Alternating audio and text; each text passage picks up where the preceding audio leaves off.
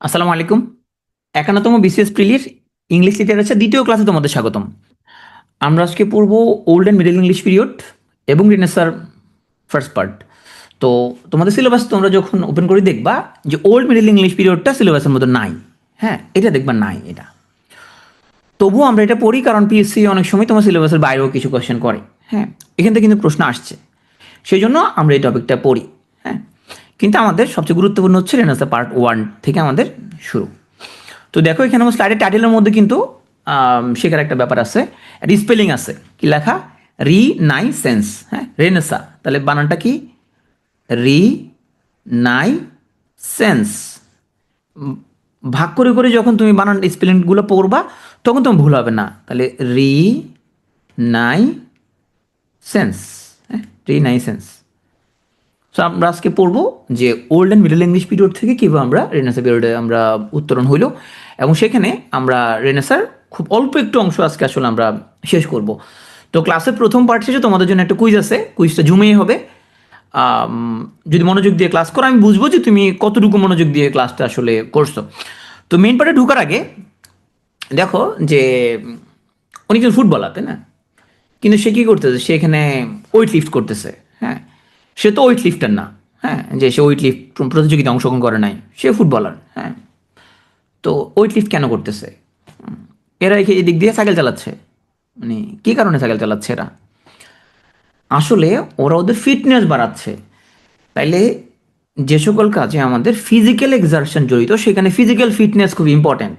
তাহলে ফিজিক্যাল ফিটনেসের জন্য সে ওয়েট লিফট করতেছে, সাইকেল চালাচ্ছে। হ্যাঁ, সে জিম করতেছে ফিটনেস বাড়ানোর জন্য। তাহলে আমাদের বিসিএস প্রস্তুতি এটা একটা মেন্টাল ওয়ার্ক, রাইট? তাহলে এইখানেও আমরা বিভিন্ন রকমের টপিক বিভিন্ন রকমভাবে এক্সারসাইজ করব, তার ফলে আমাদের মেন্টাল ফিটনেসটা বাড়বে। তাহলে আমরা একজন রাইটার কী কী লিখছে শুধু এইভাবে পড়ে ফেললে মুখস্থ করলে তোমার কোনো কাজে আসবে না। বিষয়টা এরকম না যে তুমি ক্রিকেট ম্যাচ খেলতে গেছো, তুমি বললে যে আমি শুধু বোলিং করার ব্যাটিং করার প্র্যাকটিস করবো। না, হবে না। তুমি ক্রিকেট ম্যাচ খেলতে হলে তোমাকে সাঁতার কাটা প্র্যাকটিস করতে হবে, দৌড়ে টানা প্র্যাকটিস করতে হবে, দৌড়ানো প্র্যাকটিস করতে হবে, জিম করতে হবে, ওয়েট লিফট করতে হবে, অনেক রকম স্কোয়াড দিতে হবে। সব মিলাই তুমি একজন পূর্ণাঙ্গ অ্যাথলেট হবা। তাহলে এখানেও তুমি মনে রাখবা তোমাকে মুখস্থ করার জন্য তাড়াহুড়া তুমি করবা না। যেটা করবে, একটা জিনিস পড়ার সময় রিলেভেন্ট আরও বিষয়গুলো পড়বা, কী গল্প বলার চেষ্টা করছে এখানের মধ্যে, কারা কারা এখানে অভিনেতা, এটা বোঝার চেষ্টা করবা। তার ফলে তোমার মধ্যে যে মেন্টাল ফিটনেস আসবে, মেন্টাল টাফনেস আসবে, এর মাধ্যমে তুমি এক্সামে ভালো করবা। এক্সামে অনেক অ্যাঙ্গেলের প্রশ্ন আসতে পারে, তুমি সব রকম প্রশ্ন মোকাবেলা করতে পারবো যদি তোমার ফিটনেসটা থাকে। এই জন্য মুখস্থ করার থেকে আমরা গুরুত্বটা দিব কনটেক্সট, আমরা কতটুকু বুঝছি। কনটেক্সটটা বুঝলে আমরা যে কোনো প্রশ্ন অ্যান্সার করতে পারবো। তো চলো শুরু করা যাক। ইংলিশ লিটারেচারের ইম্পর্টেন্ট পিরিয়ড তোমার কী কী আছে? বাংলা সাহিত্যে তোমরা যেরকম দেখছিলা যে পঞ্চম এবং তোমার হচ্ছে যে ষষ্ঠ শতকের দিকে চর্যাপদের যে উত্থান, মানে মানে আবিষ্কার করে দেখছে যে চর্যাপদ হলো সেই যুগের, কে বলছে 650, কে বলছো আর আগের। হ্যাঁ, মোটামুটি 6 বা 7 শতকের মাঝখান বরাবর। হ্যাঁ, তো ইংরেজি লিটারেচারও এখানের মধ্যে আমরা যে স্ক্রিপ্টগুলো পাই এগুলো দ্বারা আমরা মোটামুটি বুঝতে পারি যে 450 সালের দিকে আমাদের ইংলিশ লিটারেচার প্রথম কোন স্ক্রিপ্ট লেখা হয়েছিল। তাহলে এই 450 সাল থেকে 1066 সাল পর্যন্ত এই পিরিয়ডটাকে বলা হয় ওল্ড ইংলিশ পিরিয়ড। বাংলা সাহিত্যের মধ্যে তোমরা যেরকম পড়ছো যে প্রাচীন যুগ, এরপরে আসছো তোমার হচ্ছে যে মধ্যযুগে আসছো, কিছু পিরিয়ড 1200 থেকে 1350 পর্যন্ত 150 বছর অন্ধকার যুগ, যদিও অনেকে আবার অন্ধকার যুগ অস্তিত্ব স্বীকার করে না। তখন আসলে তোমার মুসলিম সাহিত্যিকদের সাহিত্যগুলো অনেকে বলে যে না এগুলো ক্লাস হয় না এগুলোর। হ্যাঁ, ওরা বলে যে এটা অন্ধকার যুগ। হ্যাঁ, তো ওটা নিয়ে বিতর্ক আছে। তাহলে ইংলিশ লিটারেচারের মধ্যে এখানে সেম জিনিসটা পাবা তোমরা, যে এখানে ওল্ড ইংলিশ পিরিয়ড পাবো আমরা, মিডিল ইংলিশ পিরিয়ড পাবো, মডার্ন এজও পাবো। হ্যাঁ, দুটোর সাথে তুমি যদি কম্পেয়ার করো তাহলে তুমি বুঝতে পারবা যে এখানের মধ্যেই আমরা সালগুলো কিভাবে আসতেছে। এই পিরিয়ডটাকে অ্যাংলো স্যাক্সন পিরিয়ড বলা হয়। তাহলে 1066 থেকে 1500 পর্যন্ত এটা বলে মিডিল ইংলিশ পিরিয়ড। তারপরে আমরা যদি সালগুলো দেখি তাহলে দেখো বাংলা সাহিত্য হলো 1200 থেকে 1800 পর্যন্ত। তার মানে ইংরেজি সাহিত্য একটু আমাদের থেকে আগায় আছে, ওরা ওরা একটু আগানো আমাদের থেকে, তাই না? আমাদের এখান থেকে 1800 পরে আধুনিক যুগ শুরু হয়েছে। হ্যাঁ, তাহলে ওদের মিডিল ইংলিশ হলো 1066 থেকে 1500 পর্যন্ত। এগুলো মুখস্থ করা লাগবে না, এগুলো পড়তে পড়তে তোমার এগুলো এমনি তুমি পারবা।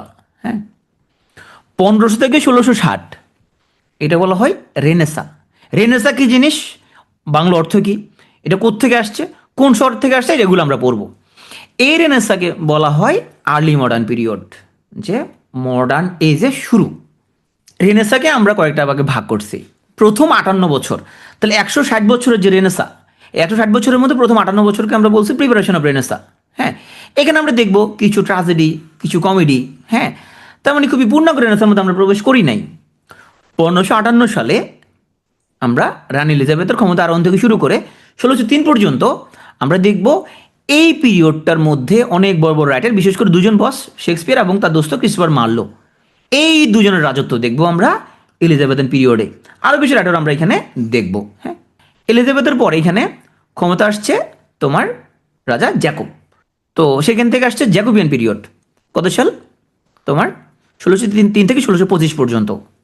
এইখানে শেক্সপিয়ারের যুগটা খুব ইম্পর্টেন্ট এই জন্য, কারণ রেনেসা পিরিয়ডের মধ্যে শেক্সপিয়ারের যে উত্থান, যে সাল থেকে 1590 থেকে ওনার মৃত্যু পর্যন্ত, এই যে পিরিয়ডটা এই রেনেসার মধ্যে পড়তেছে।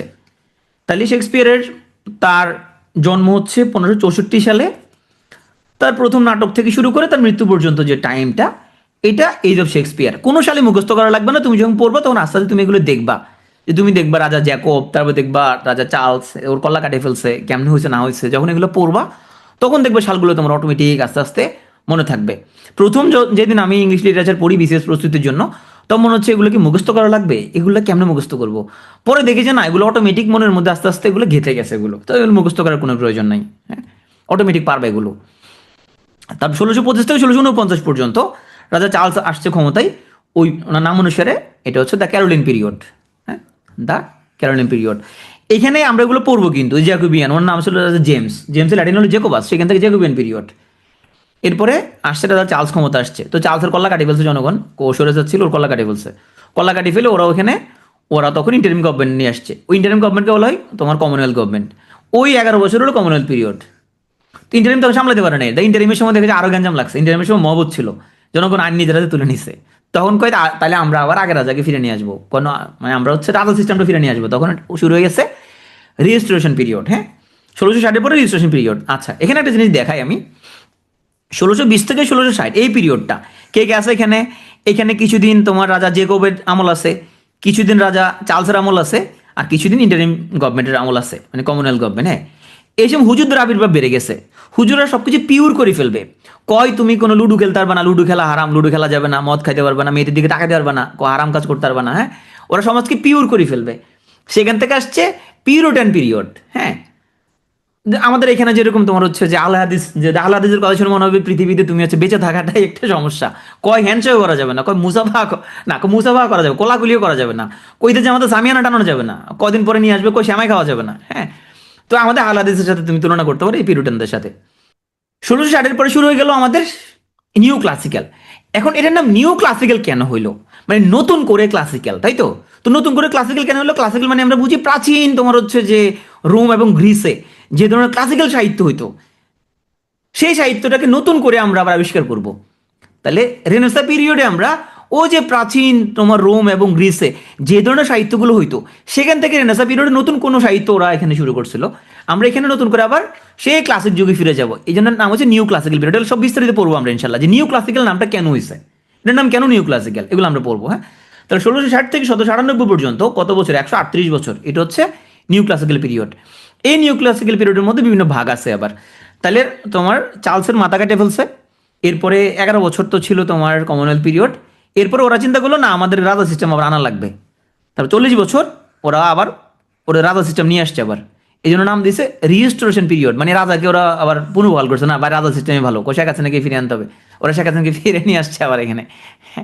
তো এই সময়ে একজন বড় রাইটার জন্মগ্রহণ করছে, তার নাম হচ্ছে তোমার জন ড্রাইডেন। এই জন্য এটাকে বলা হয় এই যে পোয়েট জন ড্রাইডেন। আমি আবার আশ্বস্ত করি এগুলোকে মুখস্থ করা লাগবে না, কারণ এগুলো সবগুলো আমরা পড়বো। তোমাকে তো মুখস্থ করা লাগে না যে রবীন্দ্রনাথ ঠাকুর 1861 সালে জন্মগ্রহণ করছে, মুখস্থ করা লাগে। 1941 সালে মরে গেছে, যে মুখস্থ করা লাগে না, এগুলো মুখস্থ করা লাগবে না, কারণ আমরা এগুলো সবগুলো আলাদা আলাদা এগুলো ক্লাস আছে। যখন নিউ ক্লাসিক্যাল পুরোটা পড়বা তখন এগুলো তোমরা অটোমেটিক মাথায় ঢুকে যাবে, সেগুলো কোনো মুখস্থ করার দরকার নাই। রেনেসাঁ যখন পুরোটা শেষ হবে তখন এগুলো তুমি এমনি পারবে, এগুলো কোনো সাল মুখস্থ করা লাগবে না, অটোমেটিক তোমার মাথায় থাকবে। এখন আমি জাস্ট ক্লাসের মধ্যে একটু রিভিউ করে যাচ্ছি যে কি কি আমরা পড়বো সামনে। নিউ ক্লাসিক্যালের পরের 45 বছরকে বলা হয় অগাস্টান পিরিয়ড। হ্যাঁ, তো এটার নাম অগাস্টান পিরিয়ড কেন? কি অগাস্টাস কি 2000 বছর আগে জন্মগ্রহণ করছে, সে ফিরে আসছে নাকি? না, সে ফিরে আসে নাই। ওই অগাস্টাসের আমলে সম্রাট অগাস্টাসের আমলে যে ধরনের শিল্প সাহিত্য হইতো সেই ধরনের শিল্প সাহিত্য এখানে শুরু হয়েছে, এই জন্য এর নাম হচ্ছে দ্য অগাস্টান পিরিয়ড। এগুলো আমরা পূর্ব বিস্তারিত। এটাকে বলা হয় আলেকজান্ডার পোপের নাম অনুসারে পোপ আলেকজান্ডার সেইস। হ্যাঁ, আর 1745 থেকে 1798 পর্যন্ত এই পুরো পিরিয়ডটাকে বলা হয় দ্য এজ অফ সেন্সিবিলিটি। এই সময় মানুষ বুঝলো যে তোমার হচ্ছে যে আবেগের থেকে কি বিবেক বড়, আবেগে বসে কিছু করা যাবে না। আমরা রেনেসার মধ্যে শুধু প্রেম ভালোবাসা এগুলো পড়বো। হ্যাঁ, এই প্রেম ভালোবাসা থেকে বাইরে হয়ে আমরা তখন এখানে আস্তে আস্তে বিবেকের দিকে আমরা প্রবেশ করবো। আমরা এটা বিবেকের বয়স, এখানে দেখবো আমরা যে বিবেকের তাড়নায় আমাদের কাজ করতে হবে, আবেগে বসে কিছু করা যাবে না। তাহলে এখানে আমরা শুধু প্রেম ভালোবাসা নিয়ে পড়াশোনা করবো রেনেসার মধ্যে। তারপরে আমরা আবার রোমান্টিক পিরিয়ড আসবো, সেটা তার আগে এখানে কিছুদিন আমরা খুব বিবেকের বশবর্তী হয়ে কাজগুলো করবো আর কি। এখানে দেখবা যে স্যামুয়েল জনসন তার এখানের মধ্যে কিভাবে যে ভালো কাজ করলে পুরস্কার পাওয়া যায়, মন্দ কাজ করলে কিভাবে শাস্তি হয়, সেগুলো আমরা এখানে দেখতে পাবো। এবং এটার নাম হয়েছে দ্য এজ অফ রিজন ও ট্রানজিশন। এখানে আমরা দেখব যে তোমার বাড়িওয়ালার দুষ্ট চরিত্র ছেলে, সে কিভাবে তোমার হচ্ছে যে তার একদম সচ্চরিত্র কাজের লোকের সাথে ইয়া করতে যায়। পরে অবশ্য ওদের বিয়েও হয়ে যায়। ওটা কেন বিয়ে দেয় সেটা আমার মনে সবসময় প্রশ্ন, যে পোলা তো লুচ্ছে, তাহলে এখানে মেয়েটা তো ভালো ছিল, ওটা বিয়ে কেন দিচ্ছে ওদের। তো এগুলো আমরা পড়বো ইনশাল্লাহ সামনে, যে আমরা এখানে তোমার যে মানে ওখানে বোঝানো হচ্ছে যে ও কাজের লোক হইলেও ও পুরস্কার হিসেবে ওই লুচ্চা ছেলেটাকে পাইছে। হ্যাঁ, এটা স্যামুয়েল জনসন ভাই এটা আমাদেরকে ওখানে আমরা বুঝাইছি এখানে। তো আমরা এগুলো আমরা ইনশাল্লাহ আসবো। এখন ডিকশনারি লিখে ফেলবো, এখানে একটা ডিকশনারি লিখবো আমরা, এখানে এসে একটা ডিকশনারি লেখার চেষ্টা করবো আমরা এখানে এসে। তো এগুলো আমরা ইনশাল্লাহ সামনে পড়বো। তো এগুলো পড়তে পড়তে আমাদের অনেক মন টন খারাপ হয়ে যাবে, এগুলো পড়তে পড়তে মেজাজ খারাপ হয়ে যাবে। মেজাজ খারাপ হওয়ার পরে আমরা আমাদের লাইফে আসবে একটা রোমান্টিক একটা পিরিয়ড চলে আসবে আমাদের। 34 বছরের একটা রোমান্টিক পিরিয়ড আমরা পড়বো ইনশাল্লাহ, 34 ইয়ার্স। এবং এখানের মধ্যে আমরা ওয়ার্ডসওয়ার্থকে পড়বো, এস.টি. কোলরিজকে পড়বো, সব রোমান্টিক জিনিসপত্র পড়বো। মানে একটা ফুলকে নিয়ে যে একটা কবিতা লেখা যায়, একটা শিশির বিন্দুকে নিয়ে যে একটা কবিতা লেখা যায়, এটা আমরা এখানে এসে রিয়েলাইজ করবো। আগে শুধু রাজা রাজরা, প্রেমিক প্রেমিকা এসব নিয়ে কাহিনী, এখানে এসে দেখবো একটা পাখিকে নিয়ে কবিতা লেখা যায়, যে এইটা আমরা আগে কখনো খেয়াল করি নাই। এইটা আমরা ইনশাল্লাহ খুব মনোযোগ দিয়ে আমরা এই ক্লাসটা করবো রোমান্টিক পিরিয়ডে। হ্যাঁ, তো রোমান্টিক পিরিয়ডটা হলো 34 বছরের একটা মামলা। তা আমাদের লাইফে তো রোমান্টিক তো টাইম আসলে খুবই কম, তাই না? তো এখানে রোমান্টিক টাইমটা কম, মাত্র 34 বছরের একটা পিরিয়ড। তবে হ্যাঁ, 1832 সালে এটাকে আমরা রোমান্টিক পিরিয়ড আমরা শেষ বললেও এই রোমান্টিক যুগটা কিন্তু টিকে ছিল প্রথম বিশ্বযুদ্ধ পর্যন্ত। তো দেখো এখানে একটা জিনিস বলি, দেখো 1801 সাল কিন্তু 19 শতাব্দী, 19 সেঞ্চুরি, কিন্তু যেরকম 2026 কিন্তু একবিংশ শতাব্দী। হ্যাঁ, অনেকে এটা প্যাচ লাগায়, 2026 তো বিংশ শতাব্দী না, 1901 সাল থেকে বিংশ শতাব্দী, 2001 সাল থেকে একবিংশ শতাব্দী। পরীক্ষায় প্রশ্ন আসে যে রোমান্টিক পিরিয়ডটা এটা কোনটা, এটা কোন সময়কালটা। যেহেতু 1798, তার মানে 1801 সাল তুমি যদি ধরো, মানে বড় পিরিয়ডটা তো 1801-এর পরে, তাহলে এটা আর্লি 19 সেঞ্চুরি বলা যেতে পারে এটাকে। হ্যাঁ, 1801-এর পরে কি 19 শতাব্দী, তাহলে এটা আর্লি 19 সেঞ্চুরি। তো এরপর আমরা চলে আসবো তোমার রানী ভিক্টোরিয়ার আমলে। রানী ভিক্টোরিয়ার আমলে এখানে অনেক লম্বা সময়, তোমার 1832 সাল থেকে 1901 সাল পর্যন্ত। আমরা সবাই চাই আমাদের আব্বা মা অনেক হায়াত পাক, আমাদের আব্বা মা অনেক বছর বেঁচে থাকুক। তো রানী ভিক্টোরিয়া অনেক বছর বেঁচে থাকা কিন্তু ওর পোলার জন্য ভালো কিছু বই আনা নাই, ওর পোলা আলাদা হইতে বুড়ো হয়ে গেছে। রানী ভিক্টোরিয়া এতদিন ক্ষমতা ছিল, সে মরতেছিল না, তার ফলে ওর পোলার আলাদা হইতে বুড়ো হয়ে গেছে সে। তো বুড়ো হওয়ার আগ পর্যন্ত সে মোটামুটি প্রচুর আকাম করছে, তার নাম ছিল প্লে বয়। ওর কথা আমরা পড়বো ইনশাল্লাহ সামনে। ভিক্টোরিয়ান পিরিয়ডে আমরা এই ভিক্টোরিয়ার পোলার ব্যাপারে আমরা বিস্তারিত পড়াশোনা করবো। তাহলে এই রানী ভিক্টোরিয়ান পিরিয়ডটা আমরা এটা পুরো 19 সেঞ্চুরিটা কভার করে, 1832 থেকে 1901 পর্যন্ত। তো এগুলো করতে করতে আমরা শুধু আমরা এই প্রেম ভালোবাসা ছেঁকা খাওয়া এগুলো নিয়ে কথা বলতে বলতে, সামাজিক অসঙ্গতি নিয়ে কথা বলতে বলতে আমরা চলে আসবো মডার্ন পিরিয়ডে। এখানে এসে দেখব যে মানুষ মানুষকে মারার জন্য কত বড় বড় অস্ত্র আবিষ্কার করতেছে। প্রথম বিশ্বযুদ্ধের মধ্যে দেখবো কীভাবে মানুষ মানুষকে মেরে ফেলতেছে। হ্যাঁ, তখন দেখবো যুদ্ধ শাশ্বত আসলে। হ্যাঁ, মানব জাতির ইতিহাসে যুদ্ধের ইতিহাস। এতদিনে আমাদেরকে কবি সাহিত্যিকরা যত প্রেম ভালোবাসা শিখাক না কেন, এখানে এসে দেখবো যুদ্ধ ছাড়া কোনো গতি নেই। হ্যাঁ, যুদ্ধের মধ্যে মানুষের এত মৃত্যু, এত বিদ্বেষ মানুষের প্রতি মানুষের, এসব দেখে টি.এস. এলিয়টের খুব মন খারাপ হয়। উনি তখন আমাদের একটা ওয়েস্টল্যান্ড নিয়ে ছেড়ে দিবে। সে ওয়েস্টল্যান্ডের যে দুঃখটা, সে দুঃখ থেকে কিন্তু আমরা আজও বেরোতে পারি নাই। এখনও কিন্তু পৃথিবী যুদ্ধের উপরেই আছে।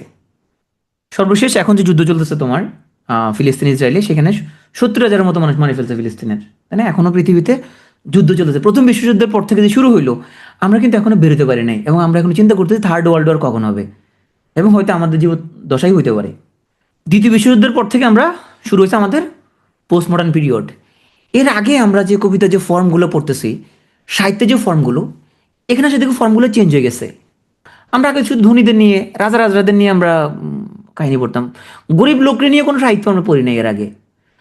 আমরা মডার্ন পোস্ট মডার্ন আসে দেখবো যে গরিব লোককে নিয়ে সাহিত্য হইতে পারে। আমাদের এখানে যেরকম মানিক বন্দ্যোপাধ্যায় লিখে ফেলছে পদ্মা নদীর মাঝি বা পুতুল নাচের ইতিকথা, আমরা ইংরেজি লিটারেচারও দেখবো গরিব লোককে নিয়ে সাহিত্য হইতে পারে।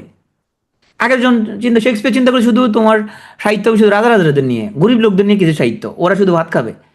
কিন্তু আমরা মডার্ন পোস্ট মডার্ন আসে দেখবো না, গরিব লোকদের নিয়েও কি হইতে পারে, সাহিত্য হইতে পারে। তাইলে আমরা সাহিত্যের তোমার 11-12টা ক্লাসের মধ্যে আমরা পোস্ট মডার্ন পিরিয়ড পর্যন্ত কভার করব। হ্যাঁ, তাহলে আমরা যা যা পড়বো সামনে সেটা হচ্ছে ওল্ড ইংলিশ পিরিয়ড আজকে পড়ে ফেলবো। এখানে তুমি এইবার তুমি মিলাও, হ্যাঁ, যে আমার সাথে সাথে পড়ো 450, 1066, 1500, 1660, 1798, 1832, 1901, 1939। এবার চোখ বন্ধ করো, চোখ বন্ধ করে কল্পনা করো সংখ্যাগুলো।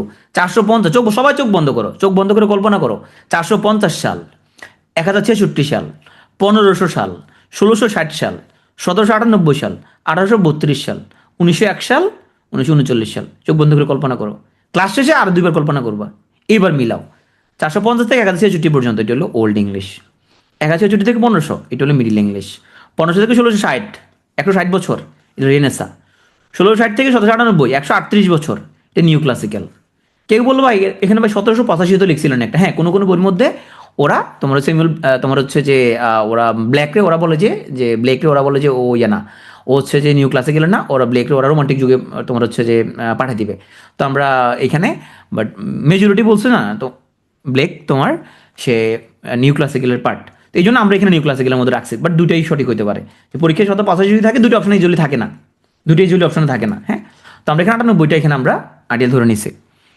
তো তাহলে এরপরে আমাদের রোমান্টিক পিরিয়ড হলো মাত্র 34 বছর, খুবই শর্ট একটা টাইম। হ্যাঁ, ভিক্টোরিয়ানটা 1832 থেকে 1901, বড় একটা পিরিয়ড। তো আমার পার্সোনালি দুটো জিনিসের মধ্যে প্যাস লাগতো। একটা হলো রেনেসার মধ্যে ছিল এলিজাবেথের পিরিয়ড, আর এখানে ভিক্টোরিয়ান পিরিয়ড। কে আগে কে পরে? আমার সবসময় ভিক্টোরিয়ান পিরিয়ডের মধ্যে এলিজাবেথেরটা ঢুকে যেত, যে এলিজাবেথ আগে নাকি ভিক্টোরিয়া আগে। তো এটা পড়তে গেলে আমার তখন মনে পড়তো যে ভিক্টোরিয়া কলেজ তো এটা তো কুমিল্লায়, তো এটা তো রানী ভিক্টোরিয়া নামে হয়েছে। রেনেসার পিরিয়ডে তো আর ইংরেজ এখানে শাসন করতে আসে না, যেহেতু ভিক্টোরিয়ান পিরিয়ডে এটা হয়েছে, রানী ভিক্টোরিয়ার আমল তো এটাই ডালে। তা তখন মনে পড়েছে না, ভিক্টোরিয়া হলো পরে, এলিজাবেথ হলো আগে। হ্যাঁ, শেক্সপিয়ার আমলে ছিল এলিজাবেথ পিরিয়ড।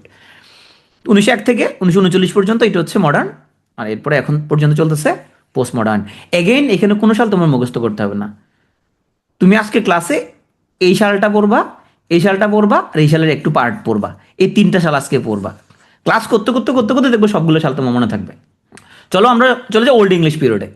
এবার তুমি চিন্তা করো ওল্ড ইংলিশ পিরিয়ডটা কত সালে হয়েছে। এখন দেখবো তোমার মনে আছে কিন্তু 450 থেকে 1066, দেখো মনে পড়ে গেছে। তাহলে প্রথম দিকে তুমি যেরকম টেনশনে পড়ে গেছিলা যে ভাই এত সাল কেন মনে রাখবো, দেখো এখন কিন্তু মনে রাখতে পারতেছো। 450 থেকে 1066, হ্যাঁ, এখন মনে আছে তোমার। চলো আমরা দেখি ওল্ড ইংলিশে কি আছে। তাহলে এই পিরিয়ডটার নাম হলো অ্যাংলো স্যাক্সন পিরিয়ড। কেন বলা হয়? দেখো, এই হলো তোমার এখনকার বর্তমান যে ব্রিটেন, এটা। হ্যাঁ, দেখো তাহলে এখানের মধ্যে এই হলো তোমার জার্মানি। হ্যাঁ, জার্মানি জার্মানি থেকে অ্যাঙ্গেলস এবং স্যাক্সনস এবং জুটস এর উপজাতি।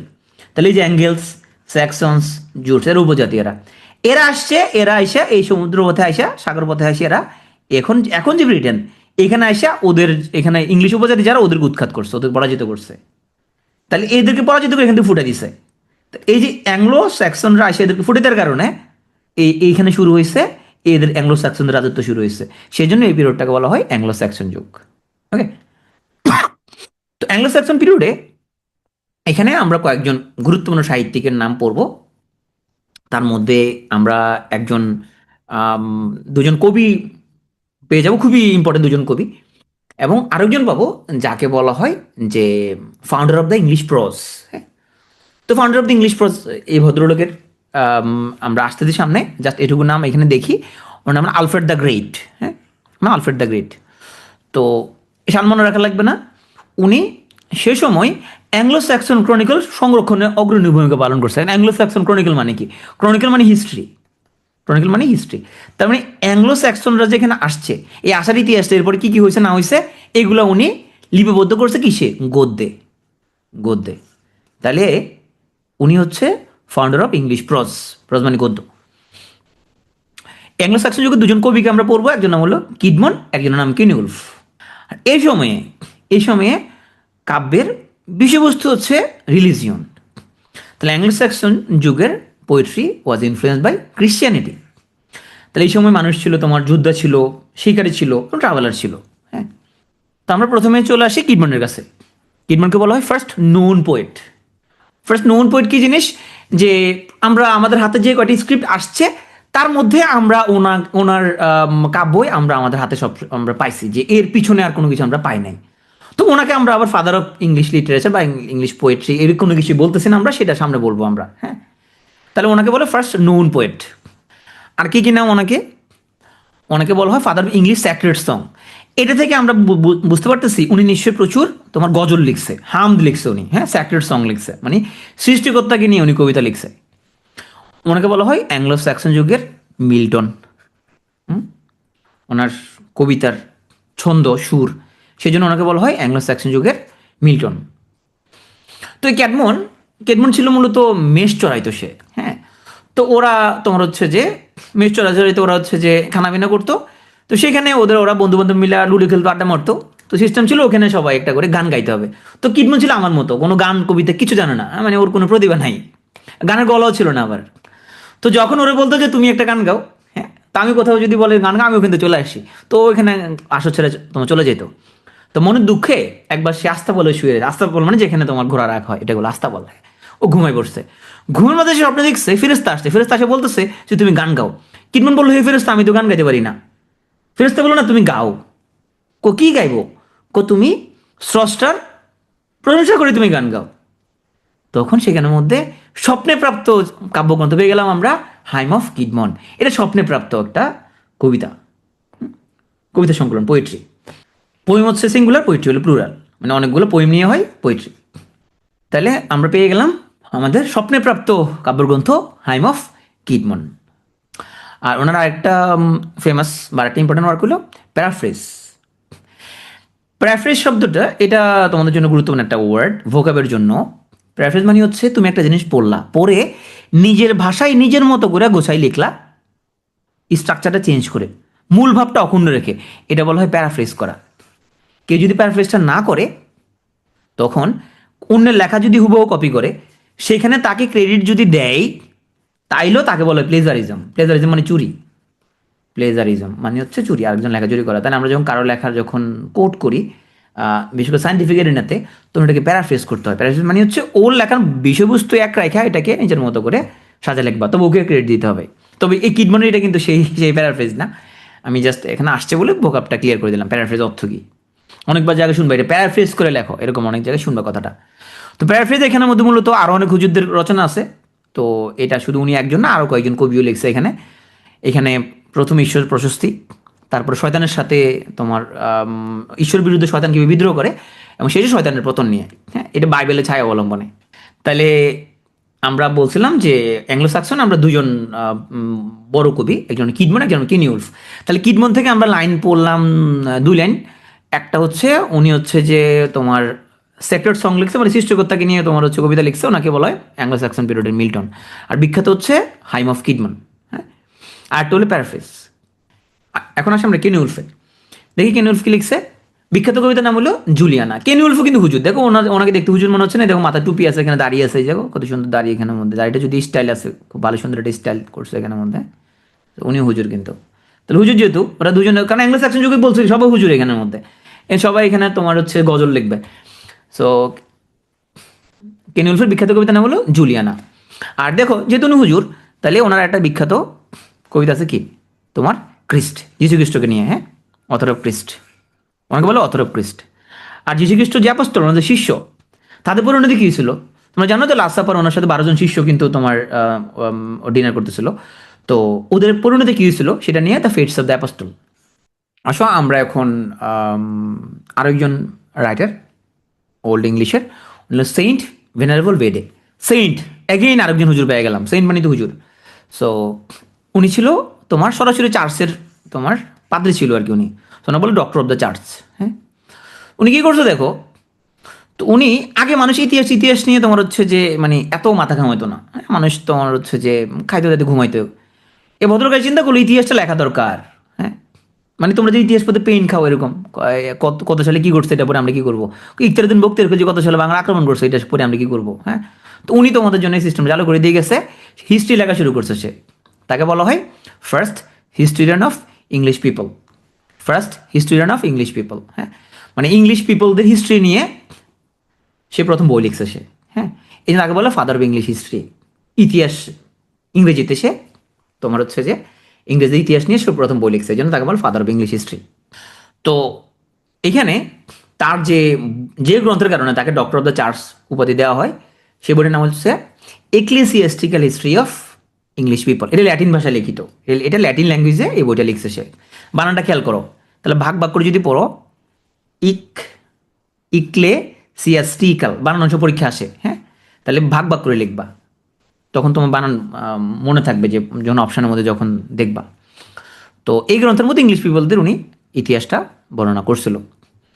তাহলে এই পর্যন্ত আমরা তিনজন রাইটারকে পড়ে ফেললাম। তাহলে প্রথম রাইটার আমাদের প্রথম কবি ভাই হচ্ছে আমাদের কিডমন। কিডমন লিখছে হচ্ছে ওনারা বলা হয়তো father of English sacred song এবং অ্যাংলো স্যাক্সন যুগের মিল্টন। তারপরে উনি হাইম লিখছে, প্যারাফ্রেজ লিখছে। কিনউলফ সে লিখছে ক্রিস্ট এবং জুলিয়ানা। তারপরে আমরা আসছি সেন্ট ভেনারেবল বেডে, ওনাকে বলা হয়তো father of English history, first historian সে অফ ইংলিশ পিপল। আর ওনাকে বলতে ডক্টর অফ দ্য চার্চ। কোন বইটার জন্য? এই যে ecclesiastical history of English people, এই বইটার জন্য, এটা ল্যাটিন ল্যাঙ্গুয়েজে লিখিত বইটা। এখন আসো ওই যে শুরুতে আমরা একজন লোকের কথা বলছিলাম, কিং আলফ্রেড দ্য গ্রেট, তার কথা। উনি ওয়াসাক্সের কিং ছিল। হ্যাঁ, তো আগে তো সবগুলো কবিতা পড়ছে, সবগুলো ওরা ছিল কবি। হ্যাঁ, তো এখন আমরা একজন লেখক পেয়ে গেলাম তোমার, যে প্রোজ লিখছে। ওনাকে বলা হয় founder of English pros. Pros মানে গদ্য। হ্যাঁ, তাহলে আগের ওরা সবাই লিখছে পদ্য, উনি লিখছে গদ্য। উনি কি করলো, কি লিখছে, অ্যাংলো স্যাক্সন ক্রনিকলটা উনি কম্পাইল করছে, এই জন্য ওনাকে বলা হয় ইংলিশ প্রোজের ফাউন্ডার। এবং ওনার এই অ্যাংলো স্যাক্সন ক্রনিকলকে বলা হয় first monument in the English pros, মানে ইংরেজি গদ্যের আদি নিদর্শন। এবার আমরা দেখব যে ওল্ড ইংলিশ পিরিয়ডে আমরা কয়েকজন বিখ্যাত লোকের নাম পড়ে ফেললাম। বাংলা সাহিত্যে যেরকম তোমরা পড়ো যে বাংলা সাহিত্যের আদি নিদর্শন হচ্ছে চর্যাপদ, এরকম ইংরেজি সাহিত্যের আদি নিদর্শন আছে, তার নাম হচ্ছে বিউলফ। এই বিউলফটা কে লিখছে এটা নাম জানা যায় না, ইট ওয়াজ রিটেন অ্যানোনিমাসলি। হ্যাঁ, তো যখন 2010 সালে যখন তোমার ব্লগের যুগ ছিল, তখন লেখার মধ্যে যখন আমরা দেখতাম যে অ্যানোনিমাস, হ্যাঁ, এটা যখন দেখতাম মনে করতাম শালা অ্যানোনিমাস, শালা এত লেখা লিখছে, মানে যেখানে যে অ্যানোনিমাস রাইটার পাইতাম, কিন্তু এই শালা এত লেখা কেমনে লিখলো, মানে যে লেখা পড়ি সে লেখা অ্যানোনিমাস। মনে মনে চিন্তা করতাম যে কেমনে এত লেখা লিখছে সে, এটা কোন দেশের রাইটার অ্যানোনিমাস সে, মনে করতাম যে ও একজন রাইটার। তো বিউলফটাও এটা আমার কোনো জিজ্ঞেস করে, স্যার বিউলফটা অ্যানোনিমাস যে লিখছে, তো স্যার উনি ওনার ব্যাপারে তো কোনো আলোচনা করলেন না আপনি, এই জন্য তোমাকে ক্লিয়ার করে দিলাম অ্যানোনিমাস কেমন লেখা হয়েছে। অ্যানোনিমাস মানে হচ্ছে যেটা নাম জানা যায় না, এটা কে লিখছে আমরা সেটা জানি না। এটা হচ্ছে আর্লিয়েস্ট এপিক ইন ইংল্যান্ড। হ্যাঁ, মানে এটা আর্লিয়েস্ট মহাকাব্য। আশা করি তোমরা এখন জানো মহাকাব্য জিনিসটা কি। তাহলে মহাকাব্য হওয়ার জন্য কিন্তু বড় কবিতা হলে মহাকাব্য হবে না, মহাকাব্য হওয়ার জন্য লং স্টোরি হইতে হবে। এখানে স্বর্গ, এখানে থাকতে হবে মর্ত, এখানে থাকতে হবে পাতাল, এখানে হিরোইক কোনো ডিড থাকতে হবে। তো এই বিউলফের যে পার্টগুলো ছিল, এই দেখো বিউলফ তখন এই তোমার এরকম ল্যাটিন ফন্টে ইংলিশ লেখা হইতো। ওখানে কিং রদগার উনি ডেনমার্কে একটা প্রাসাদ নির্মাণ করবে। হ্যাঁ, তো প্রাসাদের নাম ছিল তোমার হিউরোড প্রাসাদ। এই দেখো এখানের মধ্যে এই রদগার এখানের মধ্যে বসতো, এই যে এখানে উনি বসতো, এখানে ওরা সুরাপান করতো। সুরা মানে হচ্ছে মদ, মটদ খাইতো ওরা, তখন মদ খাওয়া বোধ ছিল। তো ওরা এখানে আমাদের প্রমোদ করতো এবং সুরাপান করতো এখানের মধ্যে, হিউরোড প্রাসাদ এখানের মধ্যে। তো এখান থেকে আইসা গ্র্যান্ডেল নামক একজন তোমার রাক্ষস ছিল, সে একজন সচিব মন্ত্রীকে ধরে নিয়ে যেত। হ্যাঁ, সচিব এবং মন্ত্রী হচ্ছে যে এদের কারণে দেশের কোনো উন্নতি নেই, ওরা দেশকে আগাতে দিচ্ছে না, এই জন্য সে একটা করে তোমার হচ্ছে যে সচিব এবং মন্ত্রীকে তোমার হচ্ছে যে খাই বলতো। হ্যাঁ, তো এখন রাজা চিন্তা করলো কি রে, ও সচিব ওর মন্ত্রী সবাই খাই বলতেছে। এখন রাজা তখন পাশের রাজ্যের সাহায্য করলো, চাইলো আর কি। তখন পাশের রাজাকে সাহায্য করার জন্য পাশের রাজ্যের রাজপুত্র বিউলফ আগে আসলো। তো বিউলফ দিছে ওরকে একটা দাবরানি। হ্যাঁ, এবং গ্র্যান্ডেলের সাথে বিউলফের প্রচণ্ড যুদ্ধ হয় এবং ও হচ্ছে গ্র্যান্ডেলের হাত ছেড়ে ফেলে। দেখো গ্র্যান্ডেলের হাত ছেড়ে ফেলছে এখানের মধ্যে। হ্যাঁ, তো এখন যে মারে ফেলছে, বিউলফের মা কিন্তু তোমার, সরি গ্র্যান্ডেলের মা কিন্তু তোমার খুব চেতে যাই। সে বিউলফরে পাল্টা দুরানি দেওয়া শুরু করছে, কত আমার পোলারে মারি ফেলছাস। তো বিউলফ সিন্দাবাদের তরবারির মধ্যে তরবারি দিয়া ওই গ্র্যান্ডেলের মারও মারে ফেলে। এই হচ্ছে কাহিনী। হ্যাঁ, কাহিনী তুমি একটু মজা পাওয়ার জন্য বলছি, পরীক্ষায় কাহিনী আসবে না, কিন্তু ইদানিং পিএসসি একটু ফাজিল লেগেছে, পিএসসি কাহিনী থেকে প্রশ্ন দিয়ে দিচ্ছে। হ্যাঁ, তো এই জন্য একটু আমরা কাহিনীটা একটু বললাম। তুমি তো বলো এর কাহিনীটা বলতে পারবা, যে আসো বাবা তোমাকে আমি বিউলফের কাহিনী বলি। হ্যাঁ, তাহলে আমরা ওল্ড ইংলিশ পড়ে ফেললাম, এখন আমরা ঢুকবো মিডল ইংলিশ পিরিয়ডে। এখন দেখো তোমার কিন্তু মনে আছে যে ওল্ড ইংলিশ 450 থেকে 1066 পর্যন্ত। হ্যাঁ, আর 1066 থেকে 1500 পর্যন্ত এটা হলো মিডল ইংলিশ। তার প্রথমে যে ভয়টা লাগছিল ভয়টা কিন্তু কেটে গেছে। হ্যাঁ, মিডল ইংলিশে যাওয়ার আগে আমরা একটু রিভিউ করে আসি। তো রিভিউর মধ্যে আমরা কী কী করবো, রিভিশন কেমন দিতে, দেখো রিভিশন দিতে হচ্ছে ইম্পর্টেন্ট জিনিসপত্র। কেমন রিভিশন দিতে হয়? রিভিশন দিতে হয় এমনি। কিডমন ফার্স্ট নোন পোয়েট, সে স্যাক্রেড সং লিখছে, অ্যাংলো স্যাক্সন যুগের মিল্টন বলা হয়। ও হাইম অফ কিডমন লিখছে, সে এটা স্বপ্নপ্রাপ্ত। এটা কেনিউলফ হুজুর ছিল, সে ক্রিস লিখছে, যেহেতু হুজুর ক্রিস লিখছে মনে থাকবে। হ্যাঁ, জুলিয়ানা তার একটা বিখ্যাত কবিতা। এরপর সেন্ট ভেনারেবল বেদে, তাকে বলা হয় father of English history. Say English people history নিয়ে সে কি লিখছে, সে বই লিখছে সে। তারপর ডক্টর অফ দ্য চার্চ, এই জন্য সে বইটা ecclesiastical history of the English people. এরপরে কিং আলফ্রেড দ্য গ্রেট, ওনার ফাউন্ডার অফ ইংলিশ প্রজ বলা হয় ওনাকে, অ্যাংলো স্যাক্সন ক্রনিকল কম্পাইল করছে। তাহলে এটাকে বলা হয় ইংলিশ প্রজের আদি নিদর্শন। বিউলফ এটা ইংলিশ সাহিত্যের আদি নিদর্শন। কে লিখছে আমরা জানি না, আর্লিয়েস্ট এপিক, দুটা পার্ট আছে এটার। হ্যাঁ, এই রিভিশনে কতক্ষণ লাগছে? 5 মিনিটস। তাইলে বাস্তবে তুমি যখন পড়বা এইভাবে তুমি রিভিউ করবা। রিভিশনের সময় তুমি আবার প্রতি লাইন বাই লাইন পড়ার দরকার নাই। প্রথমে তুমি লাইন বাই লাইন পড়ে গেলা, পরে এখন তুমি আসো শুধু কিওয়ার্ডগুলো চোখ বলে যাবা, জাস্ট কিওয়ার্ডগুলো চোখ বলে যাবা, 5 মিনিটে চোখ বলে যাবা। এইভাবে তুমি যদি রিভিশন দিতে পারো তাহলে তোমার মনে থাকবে। মেডিকেল পোস্ট গ্রাজুয়েশনে আমি কিন্তু স্যারের কাছে পড়ছি, ওনার নাম দিলীপ স্যার, খুব বিখ্যাত স্যার, বাংলাদেশে বেশিরভাগ ডাক্তার ওনার নাম জানে, ওনার কাছে ওনার স্টুডেন্ট বেশিরভাগ মানে পোস্ট গ্রাজুয়েশন যারা এখন কোচিং করাই। তো স্যার সবসময় একটা কথা বলতো যে তুমি কদ্দূর পড়বা ডিপেন্ড করবে কদ্দূর রিভিশন দিতে পারবা। হ্যাঁ, উনি বলতো যে এতটুকু জায়গায় না, যে তুমি আগে জায়গায় আসতে পারো। ধরো এমন জায়গায় গেলা তুমি, ধরো তুমি হচ্ছে ডান্স করো না মেয়েরা, তো ওরা অনেক জায়গায় যায় না, এমন এমন জায়গায় গেলে তুমি আগে জায়গায় ফিরে আসতে পারতো না, তোমার এখানে হিপ জয়েন্ট খুলে গেছে তোমার, এটা হবে না। এটা স্যার এই জন্য বলতো রিভিশন দেওয়ার জন্য। আমি সবসময় বলি ভাই তুমি রিভিশন দাও, রিভিশন ছাড়া পরে কোনো লাভ নাই। যেহেতু বিসিএস প্রিলি একটা মুখস্থ টাইপের অনেক কিছু আছে এখানে, সেই জন্য রিভিশন দিতে হবে বারবার। পড়বা 2 পাতা আবার রিভিশন দিবা, এইভাবে তুমি আগে যাবা। যে পরে রিভিশন দিতে পসিবল না সেটা পরে লাভ নাই, মনে থাকবে না। চলো এখন আমরা মিডল ইংলিশ পিরিয়ডে ঢুকে যাই। তো এখানে মিডল ইংলিশ পিরিয়ডটা, এখানে তোমার আমরা একজন বিজেতার দিয়ে শুরু করব। উনি ছিলেন নরম্যান্ডি ডিউক। ডিউক মানে এটাকে তুমি বলতে পারো যে মেয়র টাইপের একটু বলতে পারো তুমি। তো ওনার নাম ছিল তোমার নরম্যান্ডি ডিউক ছিল, এবং ওনার নাম উইলিয়াম দ্য কনকারার নামে সবচেয়ে বেশি পরিচিত ছিল। উনি ছিল মধ্যযুগে অনেক প্রভাবশালী একটি ব্যক্তি ছিল উনি। তো পরবর্তীতে উনি ইংল্যান্ডের রাজা হয়। হ্যাঁ, ওনার নেতৃত্বে তোমার ইংল্যান্ডে রাজনৈতিক এবং সাংস্কৃতিক একটা পরিবর্তন চলে আসে। হ্যাঁ, তো আমরা দেখবো এখন সে পরিবর্তনের ছোঁয়া এখানে সাহিত্যের মধ্যে কীভাবে লাগে। দেখো ওল্ড ইংলিশ পিরিয়ডে আমরা কিন্তু কিডমনকে বললাম, কেনিউলফকে বললাম, সেন্ট ভেনারেবল বেডেকে বললাম আমরা, তারপর আমরা তোমার হচ্ছে আমরা পড়লাম father of English prose Alfred the গ্রেটকে বললাম আমরা। তো এদের কাউকে কিন্তু আমরা বলি নাই যে এরা কেউ ইংরেজি সাহিত্যের বা আমরা হচ্ছে যে মডার্ন পোয়েট্রির ফাদার আমরা কাউকে বলি না এদেরকে। হ্যাঁ, তাহলে কিডমন তো কবিতা লিখছে, কেনিউলফ কবিতা লিখছে, তাইলে আমরা ওদেরকে কেন বললাম না যে তোমার ইংলিশ পোয়েট্রির ফাদার কেন বললাম না? বাপ হওয়ার জন্য তোমার তো খুব ইনফ্লুয়েন্সিয়াল কিছু একটা হইতে হয়, তাই তো? এখন কিডমন কেনিউলফ ওরা লিখছে, ঠিক আছে, ওরা লিখছে, ওটা সন্দেহ নাই, কিন্তু প্রথম প্রভাবশালী যিনি, ওর নাম হলো জিওফ্রে চসার। এই জন্য ওনাকে বলা হয় father of English modern poetry অথবা ফাদার অফ ইংলিশ লিটারেচার। অনেকে প্রশ্ন করে ভাই ওল্ড ইংলিশ পিরিয়ডে তো আমরা এতজনকে পড়ে ফেললাম, হ্যাঁ কিডমন কিনিউফ, ওরা কি মাইন্ড করবে না আমরা যে ওর আব্বা বানাইলাম? মাইন্ড করবে না, ওনারা মাইন্ড করবে না, কারণ ও তো আসলে অনেক বেশি ইনফ্লুয়েন্সিয়াল ছিল। হ্যাঁ, সেজন্য আমরা এখন আইসা মিডল ইংলিশে আইসা আমরা পেয়ে গেলাম আমাদের ফাদারকে পেয়ে গেলাম। তাহলে ফাদারের নাম হচ্ছে জিওফ্রে চসার। দেখি চসার ভাই কি লিখছে, দেখি চসার ভাই দেখি মজা রজা করছে।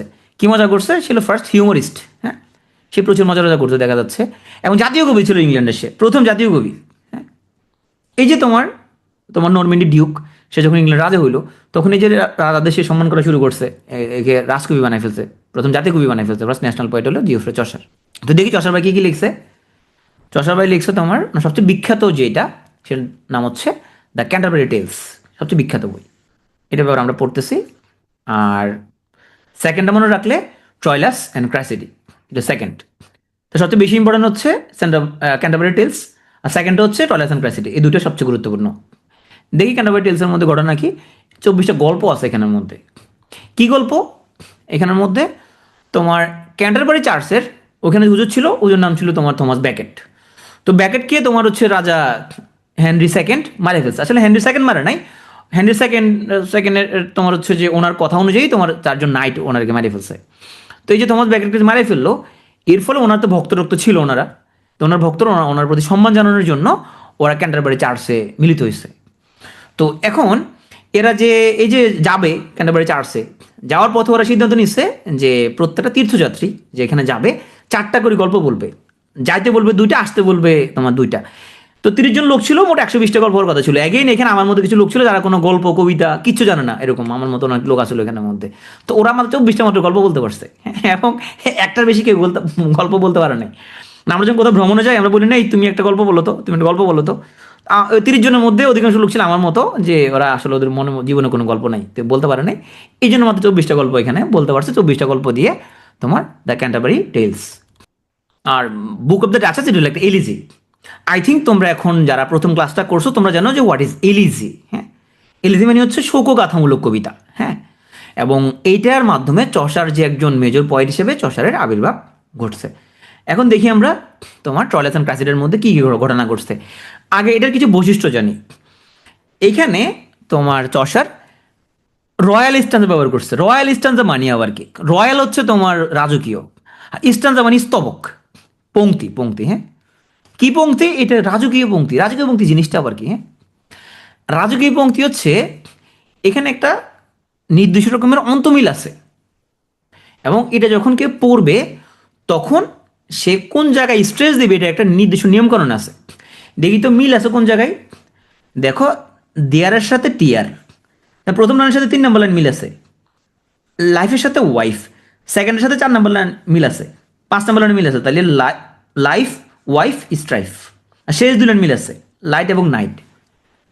এই সিস্টেমটাকে বলা হয় তোমার হচ্ছে যে রয়্যাল, রাইম রয়্যাল।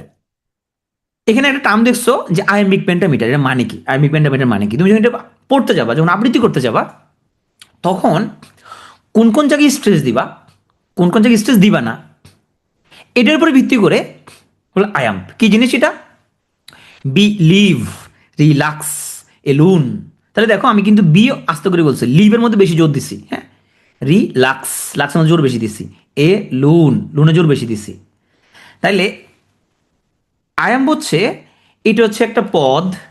পদ তোমরা বাংলা যেরকম বলছো পদ, হ্যাঁ, এটা একটা পদ যেখানের মধ্যে এটা যখন আবৃত্তি করবে কেউ, তাইলে একটা সিলেবেলে কম জোর দিবে, একটা সিলেবেলে বেশি জোর দিবে। এই যে একটা সিলেবেলে কম জোর দিবে, একটা বেশি জোর দিবে, এই দুটো সিলেবেল নিয়ে হয়েছে একটা আয়াম্প, একটা আয়াম্প। ওকে, তার আয়াম্প হচ্ছে এটা এক ধরনের মিটার, মানে আবৃত্তি করার একটা সিস্টেম, যেটা আবৃত্তি করার সময় তোমার যে একটা সিলেবেল স্ট্রেস কম দিবে, একটা সিলেবেল স্ট্রেস বেশি দিবে।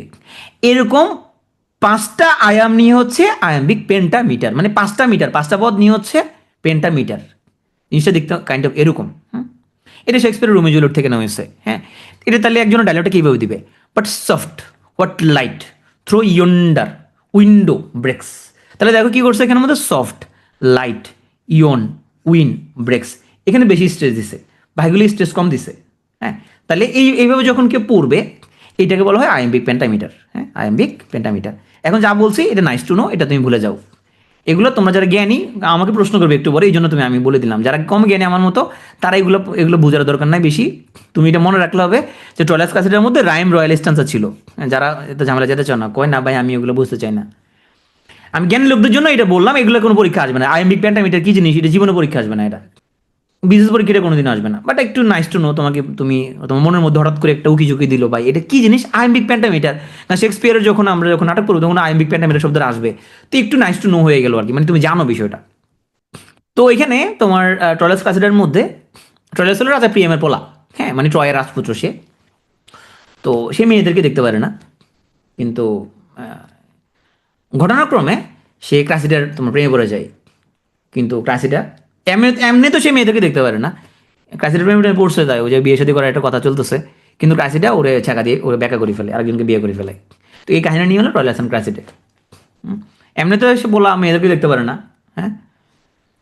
তো আমার এই দিদি ছাকা হয়েছে, হ্যাঁ। তো এখনকার বাংলাদেশের প্রেক্ষাপটে এই লাইনটা বলা অবশ্যই একটু বেশি কঠিন। নারীদেরও পছন্দ করে, এটা বললে আবার আরেক গ্রুপ বলবে যে তাহলে কি পুরুষকে পছন্দ করে ভাই, তাহলে তো আবার ধরো ঝামেলা হয়ে যাবে পরে আবার।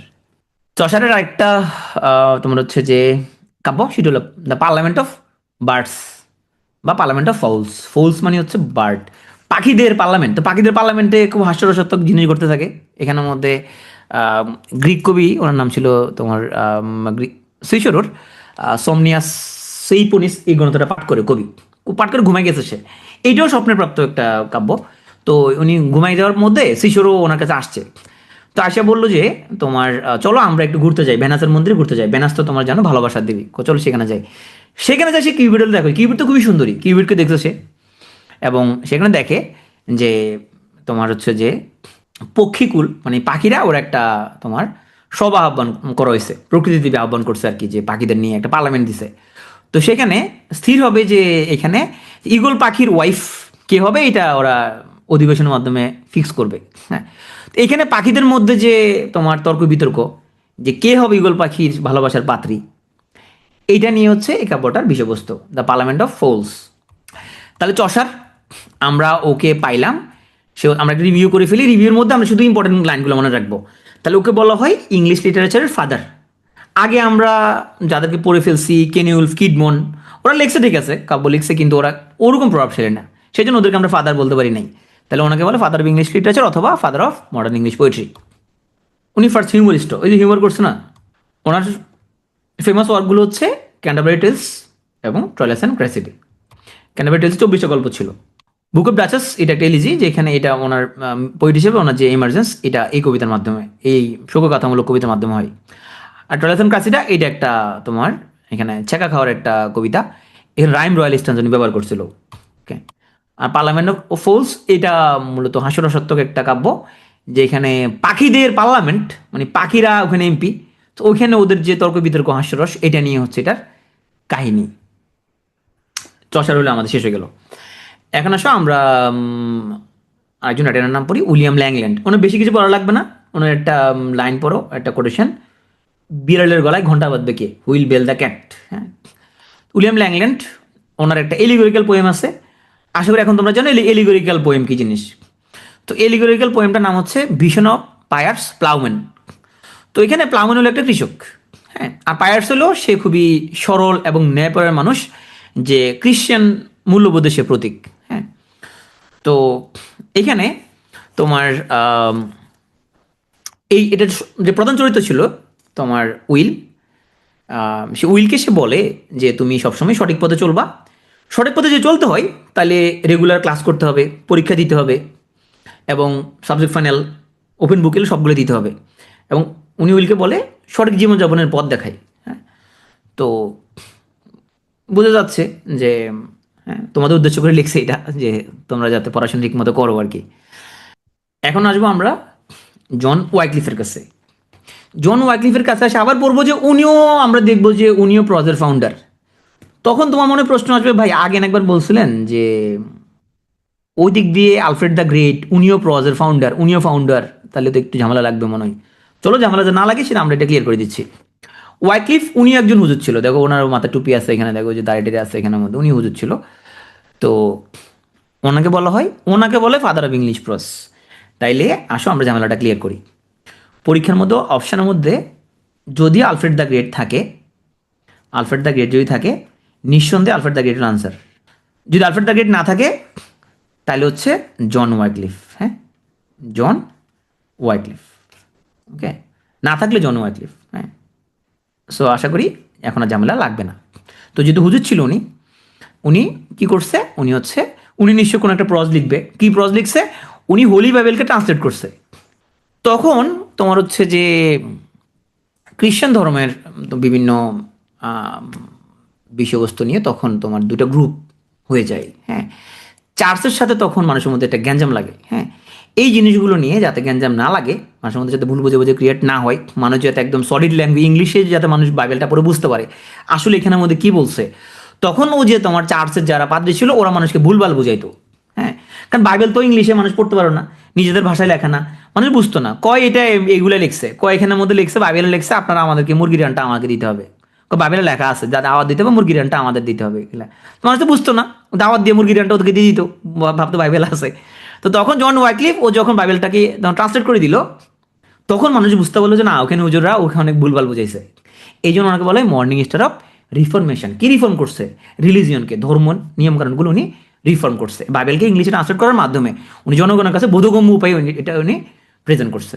ওকে, আশা করি তাহলে জন ওয়াইক্লিফ এবং আলফ্রেড দ্য গ্রেটের নাম নিয়ে তোমার এখন প্যাস লাগবে না। ধরো তোমার জিজ্ঞেস করলো যে পিডিওর বসকে, তাহলে পিডিওর বস হলো তানহা ম্যাডাম। উনি যদি না থাকে তাহলে অপশন হিসেবে তুমি আমার নাম দিতে পারো, যে আরফিন ভাই হলো সেকেন্ড বস। ধরো আমি নাই, তাহলে তানহা ম্যাডাম না থাকলে আমাকে দিতে পারো আর কি। তো এখানে আলফ্রেড দ্য গ্রেট হলো বস, উনি হচ্ছে প্রজের ফাউন্ডার। যদি বাই চান্স উনি অপশনে না থাকে তখন দিবে তুমি জন ওয়াইক্লিফ। আজকে ক্লাস যাকে দিয়ে শেষ হবে তার নাম হলো ফ্রান্সিস বেকন। উনিও আবার একটা ফাদার। কি ফাদার? মডার্ন ইংলিশ প্রজের ফাদার।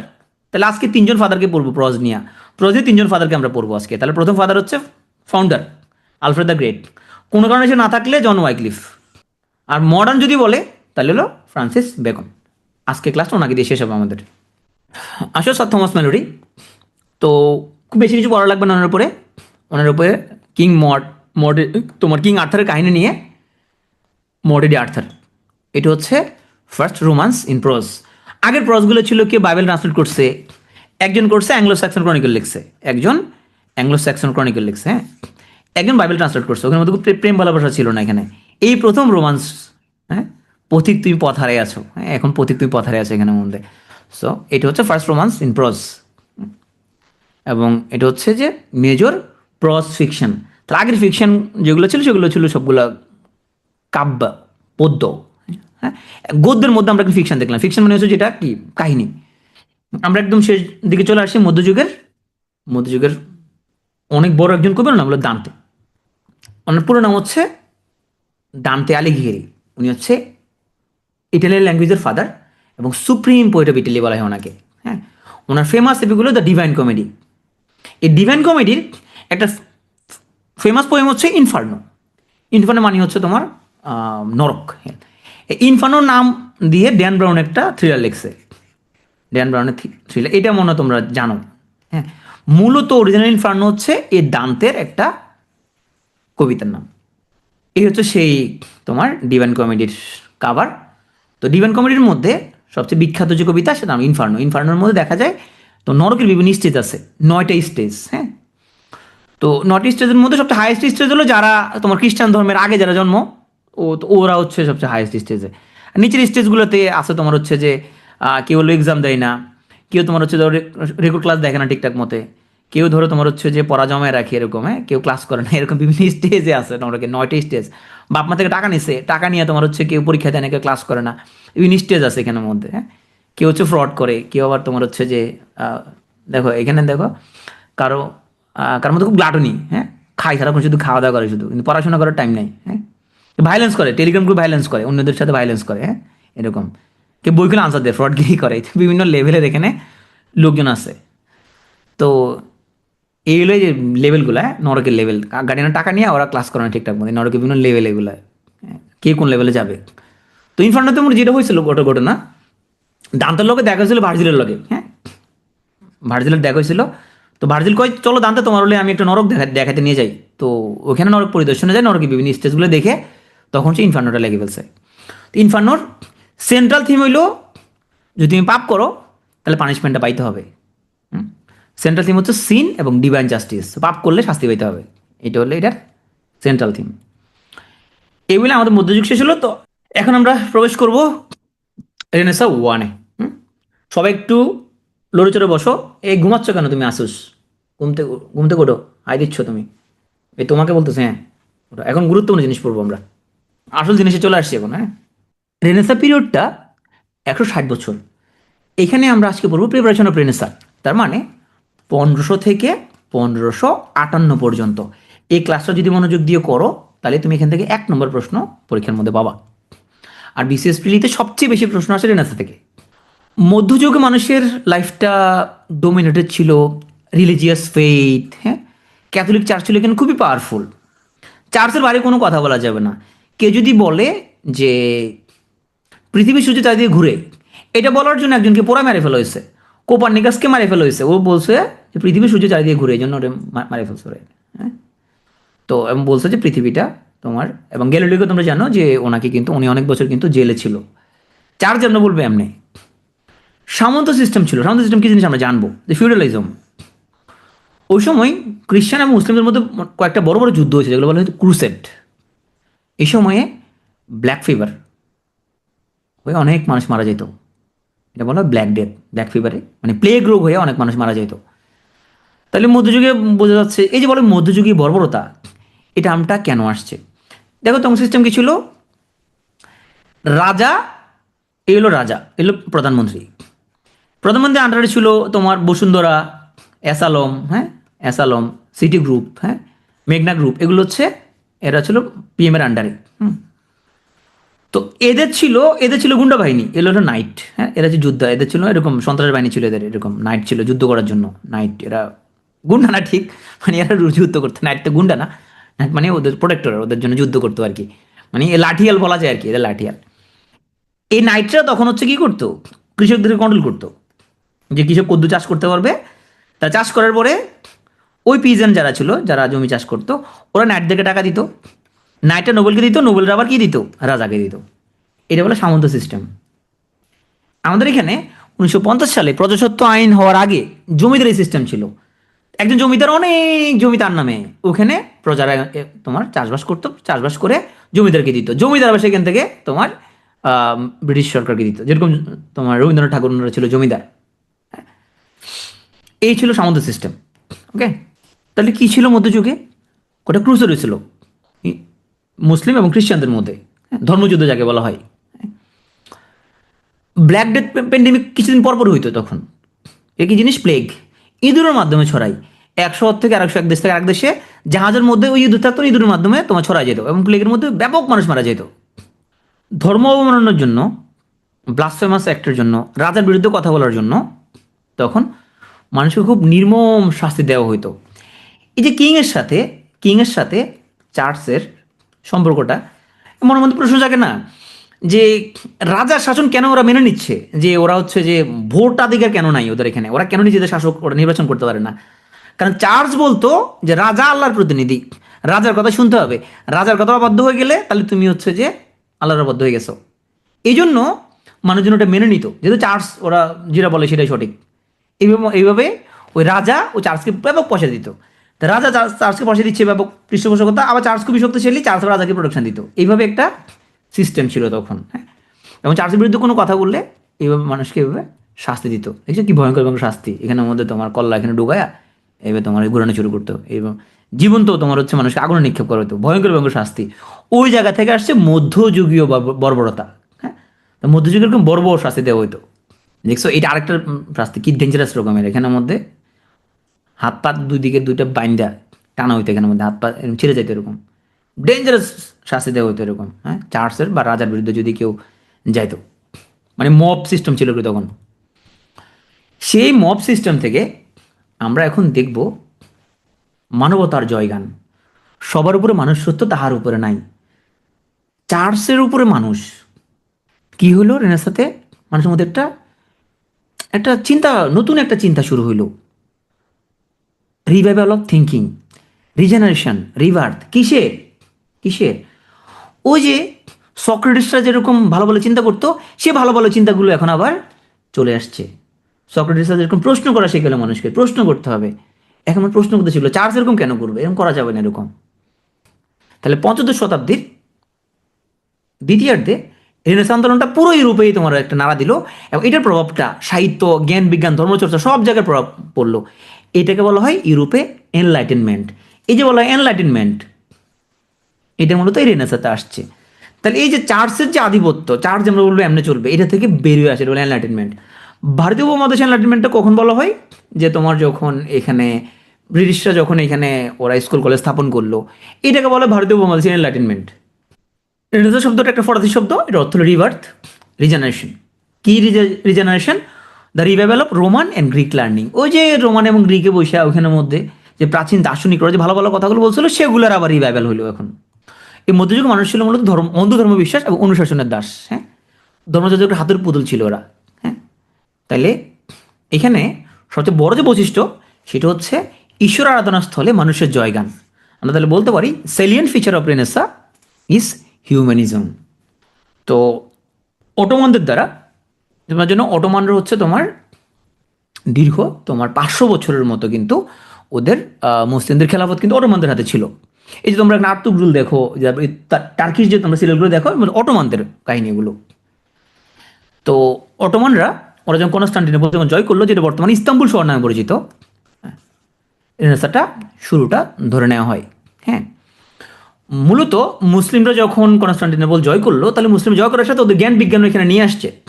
ইউরোপ ছিল তখন অন্ধকারে, তাহলে মুসলিমরা ইউরোপ জয় করার সাথে সাথে মুসলিমদের জ্ঞান বিজ্ঞান সব এখানে নিয়ে আসছে। হ্যাঁ, এই জ্ঞান বিজ্ঞানটা তোমার পুরা ইউরোপে ছড়াই পড়লো। তার প্রথম শুরু হলো কোথায়? ইতালি ফ্লোরেন্স শহরে।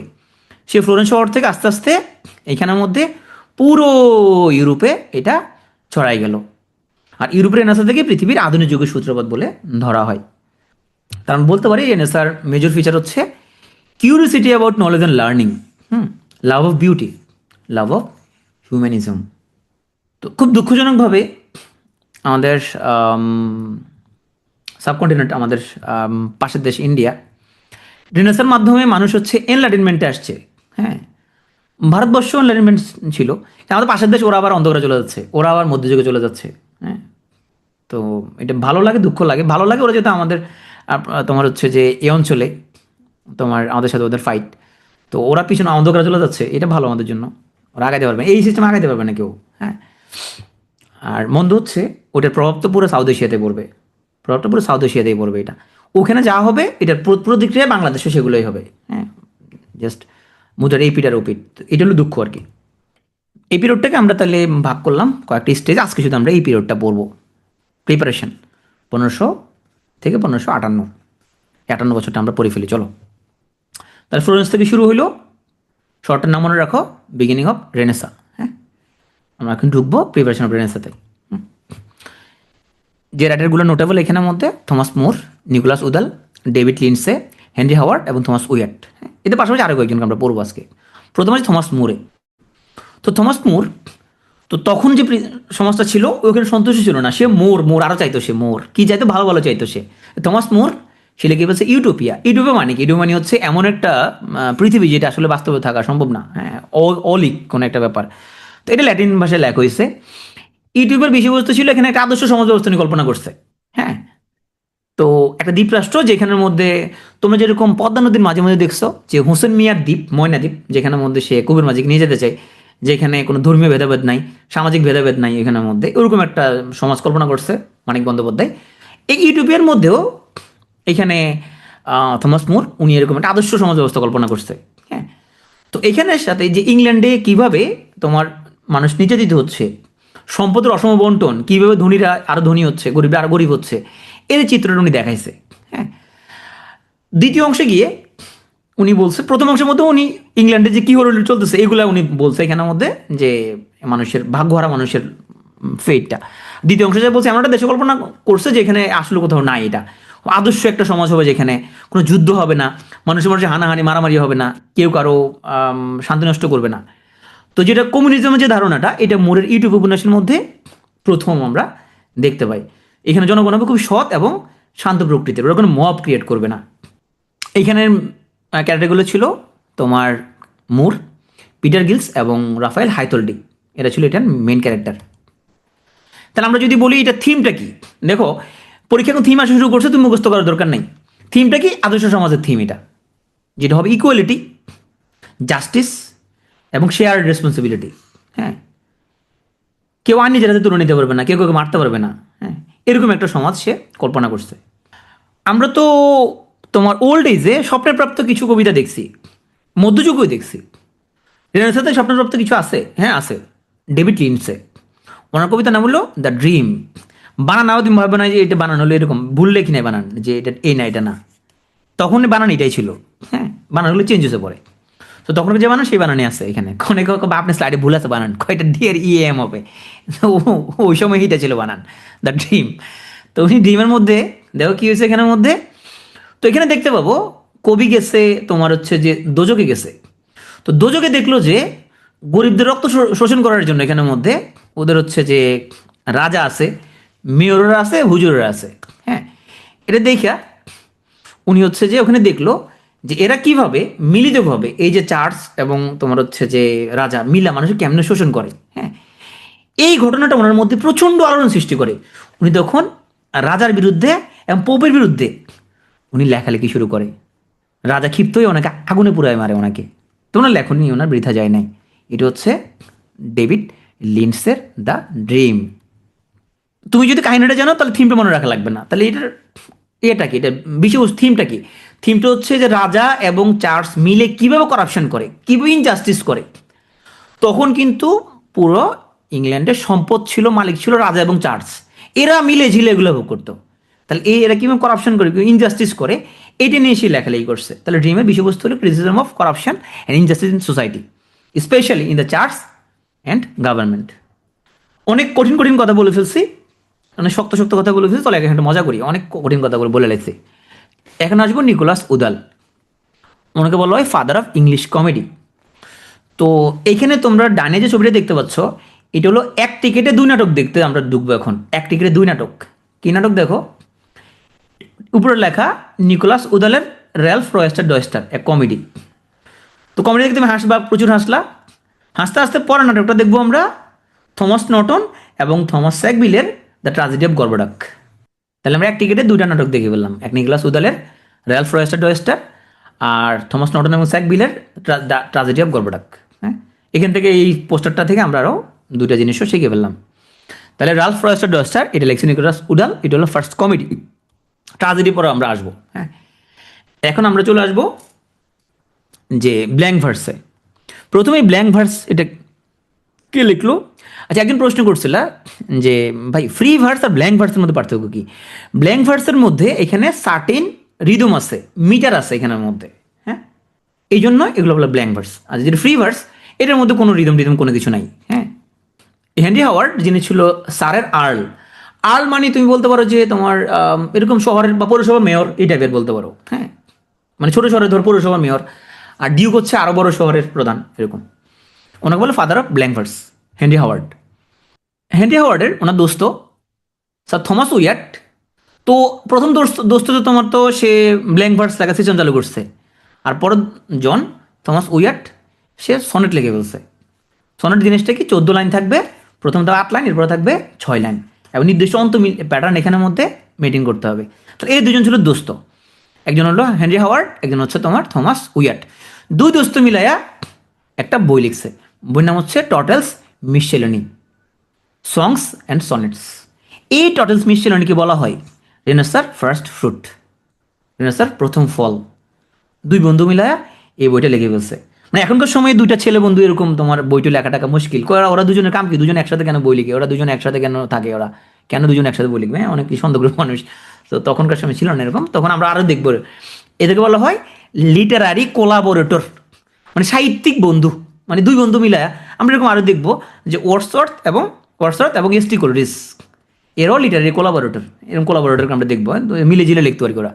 তাহলে এলিজাবেথন পিরিয়ডে আসার আগে আমরা একটু রিভিউ করে আসি। চলো আমরা একটু প্রথম 58 বছরটা রিভিউ করে আসি। তাহলে প্রথম 58 বছরটা শুরু করছি রেনেসাঁ দিয়ে। মধ্যযুগটা ছিল dominated by religious faith, Catholic church, feudalism, crusade, খ্রিস্টান এবং মুসলিমদের মধ্যে যুদ্ধ হয়েছে। এখানের মধ্যে ব্ল্যাক ডেথ হয়েছে, মানুষ মারা যেত প্রচুর পরিমাণে, প্লেগে। এগুলো হলো তোমার চার্চ কীভাবে মানুষকে অত্যাচার করতো।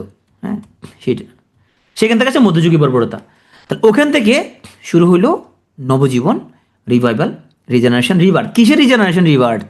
ও যে প্রাচীন গ্রিক এবং রোমান লার্নিংয়ের রিজেনারেশন। তাইলে মধ্যযুগে অন্ধবিশ্বাস থেকে, অন্ধধর্মবিশ্বাস থেকে মানুষ কি হলো, মানুষ এখন মানবতার জয়গান গাওয়া শুরু করলো। সবার উপরে মানুষ হতো, তাহার উপরে নাই, এটা গাওয়া শুরু করলো। তাহলে সেলিয়েন্ট ফিচার বলতে পারি renaissance humanism, love of beauty. তো এই ইটালির ফ্লোরেন্স শহর থেকে প্রথম শুরু হয়েছে এটা, সেখান থেকে পুরো ইউরোপে এটা ছড়াই পড়ছে। তো প্রথম 58 বছর কি কি দেখতে পেলাম আমরা? দেখতে পেলাম থমাস মোর। মোর চাইতো সে আরো, মানে আরো চাইতো, মানে তখনকার সমাজ নিয়ে সে ইয়ে ছিল না আর কি, তোমার হ্যাঁ সন্তুষ্ট ছিল না, সে আরো একটা ভালো সমাজ এক্সপেক্ট করতো, সেটা নাম হলো ইউটোপিয়া, যেটা বাস্তবে সম্ভব না।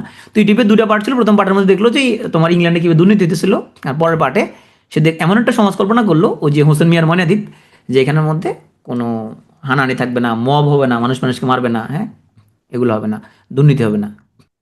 ডেভিড লিন্ডসে, তো লিন্ডসে ভাই কি সে করলো, লিন্ডসে ভাই বললো হে রাজা তুমি ভালো হয়ে যাও, এটা বলার পর রাজা ওরে আগুনে করে মারে ফেলছে।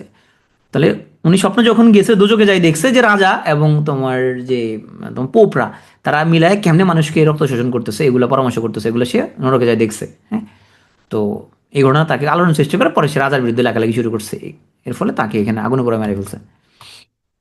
নিকোলাস উদাল, ওনাকে বলা হয় ফাদার অফ ইংলিশ কমেডি। কি লিখছে? র্যালফ রয়েস্টার জয়েস্টার লিখছে। তো ট্রাজেডি তোলা থাক, ট্রাজেডি এখন আসতেছি আমরা, এই ট্রাজেডি আমরা আসবো এখন, এটা ট্রাজেডিটা আমরা এখন পড়বো, যে প্রথম ট্রাজেডি। তার প্রথম কমেডির নাম হলো নিকোলাস উদালের রালফ রয়েস্টার জয়েস্টার। আর হেনরি হাওয়ার্ড, যিনি ছিল সারের আর্ল, উনি ওনাকে বলে ফাদার অফ ব্ল্যাঙ্ক ভার্স। আর ওনার দোস্ত ফার্স্ট সনেটিয়ার। তো এক দোস্ত হলো ব্ল্যাঙ্ক ভার্স লিখছে, আর এক দোস্ত হলো প্রথম সনেট লিখছে। আর দুই দোস্ত মিলে একটা বই লিখছে, তার নাম হলো তথেস মিশেলেনি। এটা বলে first fruit of English Renaissance. এ হয়ে গেল 58 বছরের কাহিনী। তা 58 বছর কাহিনীটা কতক্ষণ লাগবে রিভিশন দিতে? 5 মিনিট। এবার বারবার রিভিশন দিবা, তাহলে সহজে মনে থাকবে। এখন আসো আমরা রানী এলিজাবেথকে ক্ষমতা নিয়ে আসবো। তো রানী এলিজাবেথের আমলে আমরা এই আমলটাকে বলা হয় golden age of English literature, কারণ এই সময়ে ইংরেজি সাহিত্যের সম্রাট, সুপারস্টার অফ দ্য তোমার হচ্ছে যে ইংলিশ লিটারেচার কে, শেক্সপিয়ার। তো এলিজাবেথ পিরিয়ডকে বলা হয়, এই সময়ে কি স্লোগান ছিল? স্লোগানটা হলো first impression is last impression. হ্যাঁ, আর কুইন এলিজাবেথের একটা বিখ্যাত ডায়লগ, সেটা হচ্ছে যে আগে দর্শনধারী তারপর গুণ বিচারী, আর good face is the best letter of recommendation. এই পিরিয়ডে আমরা দেখবো কিছু কবি, স্পেন্সার, ওনাদেরকে দেখবো আমরা। তো ওনাদের কারণে এই যুগটাকে বলা হয় নেস্ট অফ সিঙ্গিং বার্ডস, অথবা an age of original romanticism. Okay প্রশ্ন আসবে যে নেস্ট অফ সিঙ্গিং বার্ড কোন যুগকে বলা হয়? এলিজাবেথের পিরিয়ডকে বলা হয়। হ্যাঁ, যে কবিরা দেখো, কবিরা তোমার রানী এলিজাবেথের কান্দে লয়ে আনতেছে, মানে এই কবিরাও কিন্তু ব্যাপক তোমার পাম দিতে ওরা এলিজাবেথকে। আর দেখবো এলিজাবেথকে কেমনে পাম দেয় ওরা, দেখি তো একটু। তো এলিজাবেথ পিরিয়ডের আমরা দুই রকম নাটক দেখবো। কিছু নাটকের থিম হলো রিভেন্স, কিছু নাটকের থিম হলো লাভ। তো অপশনে যদি দুটো থাকে যে তোমার হচ্ছে এখানে ড্রামাগুলোর থিমটা কি ছিল, রিভেন্স ড্রামা, রিভেন্স এবং লাভ দুটোই আছে, তখন তুমি দেবে রিভেন্স, কারণ এখানে বেশিরভাগ সময় আমরা দেখবো যে প্রতিশোধ, এটা আমরা প্রধানত দেখবো। দুটো থাকলে অপশনে তুমি রিভেন্সটা দেখাবা। মেজর অথর আমাদের Shakespeare, Christopher Marlowe, Thomas Kyd এবং ফ্রান্সিস বেকন। তবে আনফর্চুনেটলি আমরা আজকে এই দুজনকে পড়বো না, এই সেকেন্ড ক্লাসে পড়বো। এই সময়ে আমরা কিছু জ্ঞানী গুণী ব্যক্তির আবির্ভাব ঘটবে। তারা সবাই তোমার, ওরা ঢাকা ইউনিভার্সিটিতে পড়তো, ঢাকা না সরি, ওরা ক্যামব্রিজ ইউনিভার্সিটি এবং অক্সফোর্ড ইউনিভার্সিটিতে পড়তো। তো এই যে ক্যামব্রিজ অক্সফোর্ডে পড়ার কারণে ওদেরকে বলা হয় ইউনিভার্সিটি উইট। হ্যাঁ, পাবলিক বিশ্ববিদ্যালয়। তো ধরো ওরা সবসময় বলতো যে আমরা চান্স পাইয়ে দেখাও, ওদেরকে কিছু বললে ওরা চান্স পাইয়ে দেখাও, এরকম। কী নাম ছিল? ক্রিস্টোফার মার্লো, তোমার হচ্ছে রবার্ট গ্রিন, থমাস ন্যাশ, জন লিলি, জর্জ পিল এবং থমাস লজ। ওরা তখন ধরো তোমার ওই যে টিএসসিতে তোমার চাটা খাইতো, তারপরে তোমার হ্যাঁ বিরোধী টানতো। তো ওদের লগে ওরা টেমসন তীরে বিরোধী টানতো, ওই থমাস কিট এসে ওদের লগে বিরোধী টানতো ওদের লগে। তো ও ইউনিভার্সিটি উঠে ভিতরে ঢুকে গেছে, মানে জ্ঞানটা তো ব্যাপন প্রক্রিয়ায় ঢুকে গেছে ওদের থেকে। মানে ও কিন্তু ইউনিভার্সিটিতে পড়ে নাই, দেখো ওর এখানে স্টার দিয়ে আছে, মানে ওই ইউনিভার্সিটিতে না পড়া জ্ঞানী লোকের সাথে হাইটা সে নিজেও হয়ে গেছে তোমার ইয়ে হয়ে গেছে আর কি, ইউনিভার্সিটি উঠে গেছে, বা আইবিএ থেকে সে এমবিএ করছে আর কি। দেখো যারা আইবিএ থেকে এমবিএ করে ওরা বেশি, ওরা কয় ও ঢাকা ভার্সিটির পিওর স্টুডেন্ট, ও অরিজিনাল ডাবিয়ান। আমি আইবিএ থেকে এমবিএ করছি, আমি অরিজিনাল ডাবিয়ান আমি। হ্যাঁ, হয়তো এক্সিকিউটিভ এমবিএ করছে আর কি সে। তো ওই জন্য ও এখান থেকে ইউনিভার্সিটির ভিতরে ঢুকে গেছে। উইট মানে হচ্ছে ওরা খুব জ্ঞানী ছিল আর কি। তুমি আমি মনে রাখতে পারো যে গ্রিন পিল, গ্রিন লিলি পিলি, লজে নেশা করে কিটকে মারলো। কিটকে কয় তুই বেটা ইউনিভার্সিটিতে পড়াস না, তুই আমাদের সাথে বিড়ি খেয়েছিস, তুই নিজেকে বলতেছিস তুই ডাবির স্টুডেন্ট, বেটা ফাউল কথাকার। ওর ধরে মার দিছে। তাহলে কি আছে আমাদের? রবার্ট গ্রিন, তারপর লিলি, তারপরে পিল, তারপরে তোমার হচ্ছে যে থমাস লজ, তারপরে আমাদের হচ্ছে যে ন্যাশ, থমাস কিট এবং ক্রিস্টোফার মার্লো। এদের সবাইকে বলা হয় ইউনিভার্সিটি উইট। ওকে, প্রশ্ন আসবে নিচের কি ইউনিভার্সিটি উইট নয়, এরকম প্রশ্ন আসতে পারে। আমরা এলিজাবেথেন পিরিয়ডে, অথবা আমরা যদি বলি যে রেনেসাতে, আমরা একটা কিছু মেটাফিজিক্যাল কবিকে দেখব। এই মেটাফিজিক্যাল মানে কি? ফিজিক্সের বাইরে, ফিজিক্সের বাইরে কি জিনিস, এটা বিশেষ প্রকার সবজি আছে, ওটা খাইলে পরে মানুষের চিন্তা ভাবনার মধ্যে কিছু বিষয় আসে যে ইজ দেয়ার এ গড, হ্যাঁ, আমরা কি ডেস্টিনি কন্ট্রোল করতে পারি, হ্যাঁ, আমাদের সোলটা মরলে কই যায়, হ্যাঁ, যে আমি কি রিয়েল এখন, আমাকে দেখি আমি কি রিয়েল, চিমটিকারে দেখি আমি রিয়েল কিনা, আমার প্রেমিকা কি রিয়েল, আমি কি ওকে নিয়ে চাঁদের দেশে যেতে পারবো, কেমনে হবে চাঁদের দেশে গেলে ওখানে কী হবে, এইসব কল্পনা আসে মাথার মধ্যে। এদেরকে বলা হয় মেটাফিজিক্যাল পোয়েট। ওরা সূর্যকে বকা দেয়, এই সূর্য তুমি ডিস্টার্ব করতেছো কেন, তো এদেরকে আমরা পড়বো এই রেনেসাঁ পিরিয়ডের মধ্যে। এই মেটাফিজিক্যাল পোয়েট নামটা কোত্থেকে আসছে, নামটা আসছে জন ড্রাইডেন, উনি মেটাফিজিক্স শব্দটা ব্যবহার করছে তোমার জন ডানের কবিতা ব্যাখ্যা করার জন্য। জন ডানকে দেখবো সে কীভাবে সূর্যকে বকা দেয়, এই সূর্য তুই একটা ফাউল বেড়া, তুই বকা দিচ্ছিস কেন, আমরা প্রেম করতেছি বেটা, আমাদেরকে এখানে তুই এভাবে সবাইকে উন্মুক্ত করে দিচ্ছিস সবার সামনে, হ্যাঁ। ওখান থেকে উনি বলছে এরা তো নিশ্চয় সবজি খায়, নিশ্চয় এটা ফিজিক্সের বাইরে, এদের বলছে উনি মেটাফিজিক্স শব্দ উনি ব্যবহার করছে। আর স্যামুয়েল জনসন এটাকে আরো পপুলারাইজ করছে। স্যামুয়েল জনসনের একটা ইয়ে ছিল লাইফ অফ পোয়েট, এখানে 20 আছে, হ্যাঁ। তো দেখি মেটাফিজিক্যাল পোয়েট কে কে আছে, এইচডি মুভি, হ্যাঁ, বুঝে এখানে হাই ডেফিনেশন মুভি দেখি এখানের মধ্যে, হাই ডেফিনেশন মুভি, হ্যাঁ। কারা কারা আছে, এই যে জর্জ হারবার্ট, হ্যাঁ, তারপর ডিতে ডান, হ্যাঁ, আর এম এতে মার্বেল, আর বিতে হলো বন। আমি ভাই ছন্দবন্ধু দিয়ে মনে রাখি না কখনো, সো তুমি যখন পড়বা এদেরকে পড়লে তোমার এমনি মনে থাকবে যে এরা হচ্ছে মেটাফিজিক্যাল পোয়েট। তার মধ্যে জন ডানের ছোট ভাই হলো অ্যান্ডি মার্বেল, এরা দুজন একই রকম কবিতা লিখছে, হ্যাঁ, প্রেম ভালোবাসা নিয়ে। আর এরা দুজন হলো হুজুর, এই হারবার্ট এবং বন, এরা দুজন হলো হুজুর। তাহলে তুমি যখন এদেরকে যখন আমরা পড়বো তখন তুমি এমনি মনে রাখতে পারবা। তো এই যে মুভি দিয়ে তুমি মনে রাখতে পারো। তো আমরা ক্লাসের প্রথম অংশের মধ্যে আমরা বলছিলাম যে এক টিকিটে দুটো নাটক দেখতে গেছিলাম আমরা। প্রথমটা ছিল একটা কমেডি, সেই কমেডির নাম ছিল তোমার, আমাদের নাম ছিল রালফ রয়েস্টার ডয়েস্টার। তো পরে যখন আমরা একটা পরের পরের নাটকটার নাম হলো আমাদের গর্বডাক অর ফেরেক্স অ্যান্ড পরেক্স। কে লিখছে, আর আবার দুজন দোস্ত লিখছে, একজন নাম হলো স্যাকবিল, একজন নাম হলো থমাস নটন, থমাস স্যাকবিল এবং থমাস নটন। এটা হলো ফার্স্ট ট্রাজেডি। এটা রানী এলিজাবেথের সামনে মঞ্চস্থ হয়েছে, হ্যাঁ। কি ঘটনা করে জানো, তোমার হচ্ছে রাজা গর্বডাক, ওনার দুই পোলা আসলো, এটার নাম পরেক্স, একটা নাম হলো ফেরেক্স। তো কি করছে রাজা, কি করছে, রাজ্যটাকে দুজনকে ভাগ করে দিয়ে দিছে। পরেক্সের ভাগে এক পার্ট পড়ছে, একজনের ভাগে উত্তর পার্ট, একজনের ভাগে দক্ষিণ সিটি কর্পোরেশন। তো এখন ওরা দুজন তো ওরা বলতেছে যে ও যদি আমারটা দখল করে ফেলে, এইগুলো চিন্তা করতে করতে পরেক্স ফেরেক্সে মারে ফেলছে, হ্যাঁ, পরেক্স যায় ফেরেক্সে মারে ফেলছে। এইটা আবার ওদের মা শুনছে, মা কই তুই বেটা বেয়াদব, তুই তোর বড় বড় মারে লাইছস, এটা বললাম। মা কি করছে, ও ঘুমাইতেছিল, মা আসে ওরে মারে ফেলছে, পরেক্সে মারে ফেলছে। জনগণ শুনছে, রানী তো পোলারে মারে ফেলছে, পোলা তো রাজা, পোলা সিটি কর্পোরেশনের মেয়র, রানী পোলারে মারে ফেলছে, জনগণ আছে রানীরে মারে ফেলছে। তাহলে রাজাও মরে গেছে, দুই পোলা মরে গেছে, রানীও সবাই মরে গেছে, হ্যাঁ। এটা আসলে রানী এলিজাবেথের দিকে একটা শিক্ষা ছিল। রানী এলিজাবেথ তো তোমরা জানো যে তোমার তো মানে এই সে যে বিয়ে শাদী করতেছে না, তার যে পলামায় নাই, তো এটা তাকে একটা বোঝাচ্ছে যে আমনে রানী, আমনে যে আসলে এখানে আপনার পরে সিংহাসনটা কে পাবে, বিয়ে শাদী করতেছেন না, বাচ্চা কাচ্ছা নাই আপনার, তো আপনার পরে এই জ্ঞান জাম হইলে তো আপনার সব ধ্বংস হয়ে যাবে, মানে কি না কোনো রাজাই নাই এখানের মধ্যে। তখন ওখানে সচিবরা ওরা মারপিট করে ওখানে অস্থিরতা ক্রিয়েট করছে, ওইটা নাটকের মাধ্যমে উপস্থাপন করছে রানীর সামনে, সবাই মরে গেছে। রানীকে একটা শিক্ষা দিল আর কি, যে আপনি আপনার উত্তরাধিকারী এখানের মধ্যে মনোনীত করে যান। এটা হচ্ছে ইংরেজি সাহিত্যের ফার্স্ট ট্র্যাজেডি।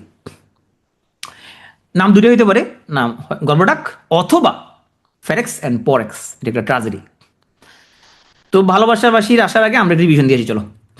প্রথম ক্লাসটা একটু কঠিন আজকে, এই ক্লাসটা কঠিন কেন, কারণ এখানে আমরা বিচ্ছিন্ন কিছু তথ্য পড়তেছি। তাহলে আমরা রেনেসাঁটা আমরা শুরু করলাম কিভাবে, আমরা প্রথমে থমাস মোরের পড়ে ফেললাম ইউটোপিয়া। ইউটিউবের মধ্যে ওনার নাম হলো মোর, উনি আরও বড় ভালো সমাজ চাইছে, এবং সেখানে এমন একটা সমাজ ব্যবস্থা কল্পনা করছে যে এখানের মধ্যে কি হবে না, মানুষকে ঠকাবে না, মব ক্রিয়েট করবে না, হ্যাঁ, সুশাসন থাকবে, এগুলো কল্পনা করছে উনি। তারপর আমরা স্যার ডেভিড লিন্ডসেকে চলে গেলাম। লিন্ডসে রাজাকে কি সে করলো, হে রাজা আপনি ভালো হয়ে যান, এটা বলার কারণে রাজা ওরে পরে মেরে ফেলছে। আর এই কবিতাটা সে স্বপ্নে পাইছে, কবিতার নাম হলো দ্য ড্রিম। ডেভিড লিন্ডসে কি সে করছে, ভালো হয়ে যাওয়ার জন্য সে করছে রাজাকে। তারপর আমরা পড়ছিলাম নিকোলাস উদালের রালফ রয়েস্টার ডয়েস্টার, এটা একটা কমেডি, এই জন্য এগুলো উদালকে বলা হয় father of English comedy. Henry Howard, উনি হলো ব্ল্যাঙ্ক ভার্সের জনক, হাওয়ার্ড হলো ব্ল্যাঙ্ক ভার্সের জনক, আর ওনার দোস্ত থমাস উইয়াট হলো ফার্স্ট সনেটিয়ার, আর দুই বন্ধু মিলে লিখে ফেলছে টরস মিসসেলনি। এটা হলো মিসসেলনি হচ্ছে first fruit of English Renaissance. তাইলে হয়ে গেল প্রিপারেশন। এরপর রানী এলিজাবেথকে ক্ষমতা বসাইছি। ক্ষমতা বসানোর পরে আমরা এখন ইয়ে করবো, ওনার অভিষেক অনুষ্ঠান দেখো, যে তোমার এই যে এখানের মধ্যে দেখো তোমার কবি টবি আছে এখানে, দেখো যে বুড়া কবি, হ্যাঁ এরা জোয়ান কবি, সব কবিরা ওরা রানীকে নিয়ে কি উদযাপন করতেছে অভিষেক অনুষ্ঠানে। প্রথম আসলে ইউনিভার্সিটি উইটে কারা, এরা অক্সফোর্ড ক্যামব্রিজে পড়তো, এরা খুবই জ্ঞানী গুণী লোক ছিল, এরা সবাইকে বলতো যে চান্স পাইয়া দেখা বেটা। তারপরে আমরা মেটাফিজিক্যাল পোয়েটদের সাথে পরিচিত হইলাম। এটা আমরা আমরা তৃতীয় ক্লাসে পড়বো, রেনেসাঁ 3 নম্বর ক্লাসে পড়বো। এই জন ডান, তার ছোট বই হলো অ্যান্ডি মার্ভেল। হ্যাঁ, কঠিন করা এদেরটা খুবই করা কবিতা পড়বো আমরা, এগুলো পড়বা যেমন মজা পাবো, খুবই করা এদের। আর এরা হলো হুজুর ছিল, এগুলো আমরা পড়বো ইনশাল্লাহ 3 নম্বর ক্লাসে যাই পড়বো, রেনেসাঁ 3-তে। তারপরে আমরা আসলাম থমাস স্যাকভিল এবং থমাস নটন। তো স্যাকভিল নটন ওরা দুই বন্ধু মিলা লিখছে প্রথম ট্রাজেডি, নাম হলো গর্ভডাক অথবা ফেরেক্স অ্যান্ড পরেক্স। রানী এলিজাবেথের সামনে এটা প্রথম মঞ্চস্থ করছে। হ্যাঁ, তো এখন আসে আমরা একটা ভালোবাসার কবিতার মধ্যে চলে যাই, এডমান্ড স্পেন্সারের। দেখো প্রথম শুরু করবো না একটা কোটেশন দিয়ে, my love is like to ice and I to fire. প্রেমিকাকে বলছে প্রেমিক হলো আইস আর সে হলো আগুন। হ্যাঁ, সে একটা নিজেকে আগুন দাবি করছে সে। তো তুমি এই লাইন মুখস্থ করে রাখতে পারো, এডমান্ড স্পেন্সারের, কোথাও এসএমএস পাঠাতে সুবিধা হবে, আমার মেসেঞ্জারে পাঠাতে পারবা কাউকে। তবে তুমি আবার তোমাকে দাবি করো না আর কি। হ্যাঁ, অনেক সময় কি হয় যে তুমি একটা একটা লাইন পোস্ট দিলা, মানে তোমার ধরো ফেসবুকে পোস্ট দিলা, তুমি ওই লাইনটা লিখছিল জীবনানন্দ দাস লিখছিল, লোকজন ভাবে তুমি লিখছো, মানে তোমার কবিতা ভাববে, মানে এখন এত কম পড়ে, মানে ভাবে তুমি লিখছো। তুমি যদি এটা যদি কাউকে পাঠাই দাও ভাবে তুমি লিখছো। হ্যাঁ, তোমার আপনি এরকম বেরোবে না, চিন্তা করতে পারবে না, ভাবে তুমি লিখছো। এই জন্য নামটা লিখবা বলে, এটা আমি লিখিনি, এডমান্ড স্পেন্সার লিখছে। তো স্পেন্সারের ফেকারি ছিল তোমার ইমেরিটো। এটা হলো সিউডো মানে হচ্ছে নকল, নিম মানে নাম, তাহলে ওনার ফেকারি নাম হলে ইমেরিটো নাম উনি লিখতো। হ্যাঁ, এটা হলো ফেকারি ছদ্মনাম। ওনাকে বলে তো কবিদের কবি, বড় কবি ছিল সে। এডমান্ড স্পেন্সার কবিদের কবি। উনি কবিদের কবি হওয়ার কারণে তো তোমার নেস্ট অফ সিঙ্গিং বার্ড হয়ে গেছে এই আমলটা। তো ওনার একটা তোমার স্টাইল ছিল যাকে বলে স্পেন্সারিয়ান স্টানজা। স্টানজা মানে হচ্ছে স্তবক, পংক্তি। হ্যাঁ, তো আমি আর এইটা তোমার মাথার মধ্যে ঢুকাইয়া আবার তোমাকে পেয়ে যেতে চাই না, জাস্ট এতটুকু বলে ওনার স্টানজার মধ্যে এরকম 9 লাইন ছিল। প্রথম 8 লাইনের মধ্যে এক ধরনের মিল, আর লাস্ট লাইনটা আরেক রকম মিল। এটা হচ্ছে স্পেন্সারিয়ান স্টানজা। হ্যাঁ, এগুলো মুখস্থ করতে হবে না, জাস্ট মনে রাখলে যে ওনার এখানের মধ্যে 9 লাইন আছে ওনার স্টানজাতে। এখন স্পেন্সার কি লিখছে, স্পেন্সারের দেখি কি কি লিখছে। সে খুবই মানে পল্লী কবি জসিমউদ্দিন ছিল আর কি, সে শুধু পল্লী প্রেম টেম নিয়ে লিখতো সে। তার প্যাস্টোরাল অ্যান্ড এলিগোরিক্যাল পোয়েম ছিল দ্য শেফার্ডস ক্যালেন্ডার। হ্যাঁ, শেফার্ডস মানে যারা মেষ পালে, হ্যাঁ মেষ পালকের ক্যালেন্ডার। দ্য ফেরি কুইন, রানীকে পামটাম দিয়ে লিখছে এটা। এমএলও টিরেল তাকে সনেট। আর অ্যাস্ট্রোফেল এইটাও একটা পল্লী কবিতা, এটা তোমার এটা প্যাস্টোরাল এলিজি অ্যাস্ট্রোফেল। দেখি কোন টাকার উৎসর্গ করছে। হ্যাঁ, তার দোস্ত ফিলিপ সিডনিকে একটা বই উৎসর্গ করছে, বইয়ের নাম হলো দ্য শেফার্ডস ক্যালেন্ডার। হ্যাঁ, তো শেফার্ডস ক্যালেন্ডারের মধ্যে তোমার গল্পের নায়ক ছিল কলিন ক্লাউড। হ্যাঁ, সে সাধারণ মেষপালক ছিল। তো সুন্দরী রোজালিন্ডের প্রেমে পাগল সে। রোজালিন তাকে পাত্তা দিত না, সবসময় দেখবো তুমি যে মেয়ের জন্য পাগল সে মেয়ে তোমার পাত্তা দিবে না। হ্যাঁ, তো এটার কারণে কলিনের খুব মন খারাপ হয়েছে, ওর মানে ওর হৃদয় ভাঙার গল্পটা এখান থেকে শুরু হয়ে গেছে আর কি। তো বছরের 12 মাস সে হচ্ছে তোমার তার বন্ধুদের সাথে আড্ডা দিতে, প্রতি মাসে সে কী করতো এরকম একটা একটা সে তোমার এক একটা ঋতু পরিবর্তনে ওর মনের মধ্যে চেঞ্জ আসতো, আর সে এক একটা কবিতা ওদেরকে বলতো। হ্যাঁ, কখনো বিরহ নিয়ে সে গাইতো, শীতকালে তখন বিরহ বেশি বেড়ে যেত। হ্যাঁ, গরমকালে পাগলামি বেড়ে যেত, আবার এরকম বিভিন্ন ঋতু পরিবর্তনের সাথে সাথে ওর যে কবিতার মধ্যে এরকম বিভিন্ন চেঞ্জ আসতো আর কি। তা আমাদের এই যে কলিন ক্লাউড ভাই, যে সে রোজাল্যান্ডের কাছে ছাকা খেয়ে সে কবি হয়ে গেছে সে। তো এই কবিতাগুলো নিয়ে এলো শেফার্ডস ক্যালেন্ডার। হ্যাঁ, তাহলে এখানে এই পোয়েমের মধ্যে কি আছে, প্যাস্টোরাল লাইফ মানে গ্রামীণ জীবন, ভালোবাসা এবং মোরাল রিফ্লেকশন থ্রু 12 পোয়েম, 12টা কবিতা সে লিখছে। তাহলে তার বন্ধু ফিলিপ সিডনিকে সে একটা বই উৎসর্গ করছে, আবার তার মৃত্যুতে ফিলিপ সিডনির মৃত্যুতে সে একটা বই লিখছে, নাম হলো অ্যাস্ট্রোফেল। তার নাম হলো অ্যাস্ট্রোফেল। তো এই তুমি এখানে স্যার জিজ্ঞেস দিচ্ছ না, আমি বুঝছি তোমার, তুমি চিন্তা করছো ভাই এত পড়া কেমন বলবো, পড়া আমি বেশি পড়িনি, আমি তো গল্প করছি ক্লাসে, এই জন্য পড়া বেশি পড়ি, রিভিশন দিলে দেখবে 10 মিনিটে পড়া পড়ছে এখানে। তা দেখি রানীকে পামটাম দিয়ে কি লিখছে, সে লিখছে দ্য ফেরি কুইন। এটা সে শেষ করতে পারেনি অবশ্য, এটা অনেক বড় কবিতা, শেষ করতে পারেনি, এলিগোরিক্যাল পোয়েম। তো রানী এলিজাবেথকে অনেক পামটাম দিয়েছে তখনকার ওই তোমার ইয়ারা, মানে এখনকার যেরকম লেখকরা যেরকম প্রধানমন্ত্রীকে পাম দেয়, তো তখনকার এই সিস্টেমটা ছিল, ওরা তোমার রানীকে পামটাম দিত। তো এখানে কাব্যের মধ্যে গল্পটা এলো এরকম তো পরীদের দেশের রানী নাম ছিল গ্লোরিয়ানা। হ্যাঁ, তোমরা যেরকম ওই কোকাপ শহরে যেরকম পরীরা থাকে, হ্যাঁ, তো এখানে পরীদের দেশের রানী হলো গ্লোরিয়ানা। হ্যাঁ, 12 দিন ব্যাপী একটা উৎসবের আয়োজন করছে। তো যেখানে কোনো মানুষ কোনো অসুর বা ড্রাগন দ্বারা যদি উৎপীড়িত হয়, রানীর কাছে অভিযোগ করে। তো রানী প্রত্যেকদিন একটা নাইট পাঠায়। নাইট মানে যদি আমি তোমাদের প্রথম গুন্ডা না আসলে নাইট মানে কি বলছিলাম, মানে লাঠিয়াল আর কি, যোদ্ধা। হ্যাঁ, আবার তোমরা আবার নালিশ করে আরিফিন বেশি গেছে, নাইট মানে গুন্ডা, নাইট মানে যোদ্ধা। ওরা যুদ্ধ করতো, নাইট পাঠায় উৎপীড়নটা বন্ধ করতো। তো এইটার কাহিনী নিয়ে, এই যে রানী যে গ্রেট, রানী যে মানুষকে যে বাঁচাচ্ছে, উৎপীড়ন থেকে বাঁচাচ্ছে, এই রানীর গ্রেটনেসের কাহিনী নিয়ে দ্য ফেরি কুইন। তো এইটা উনি শেষ করতে পারেনি। হ্যাঁ, তো এই কাব্যের নায়কের নাম ছিল রেড ক্রস নাইট, আর নায়িকার নাম ছিল উনা। হ্যাঁ, এই রেড ক্রস নাইটই মূলত এই ধর্ম বিষয়ের রক্ষক। সে সবসময় সত্য এবং পরিশুদ্ধ চার্চের প্রতীক ছিল। ড্রাগন ছিল জীবনে ভুল ভ্রান্তির প্রতীক। এটা রূপকধর্মী একটা উপাখ্যান। এখানে উনি স্পেন্সার অ্যান্ড স্ট্যান্ডাটা ব্যবহার করছিল। তাহলে এই কাব্যের প্রধান বিষয়বস্তু রানীর আলোকে হলো দেশপ্রেম। রানী তো ওদের দেশকে রক্ষা করতেছে, সে আলোকে এটার নামটা হলো ফেরি কুইন।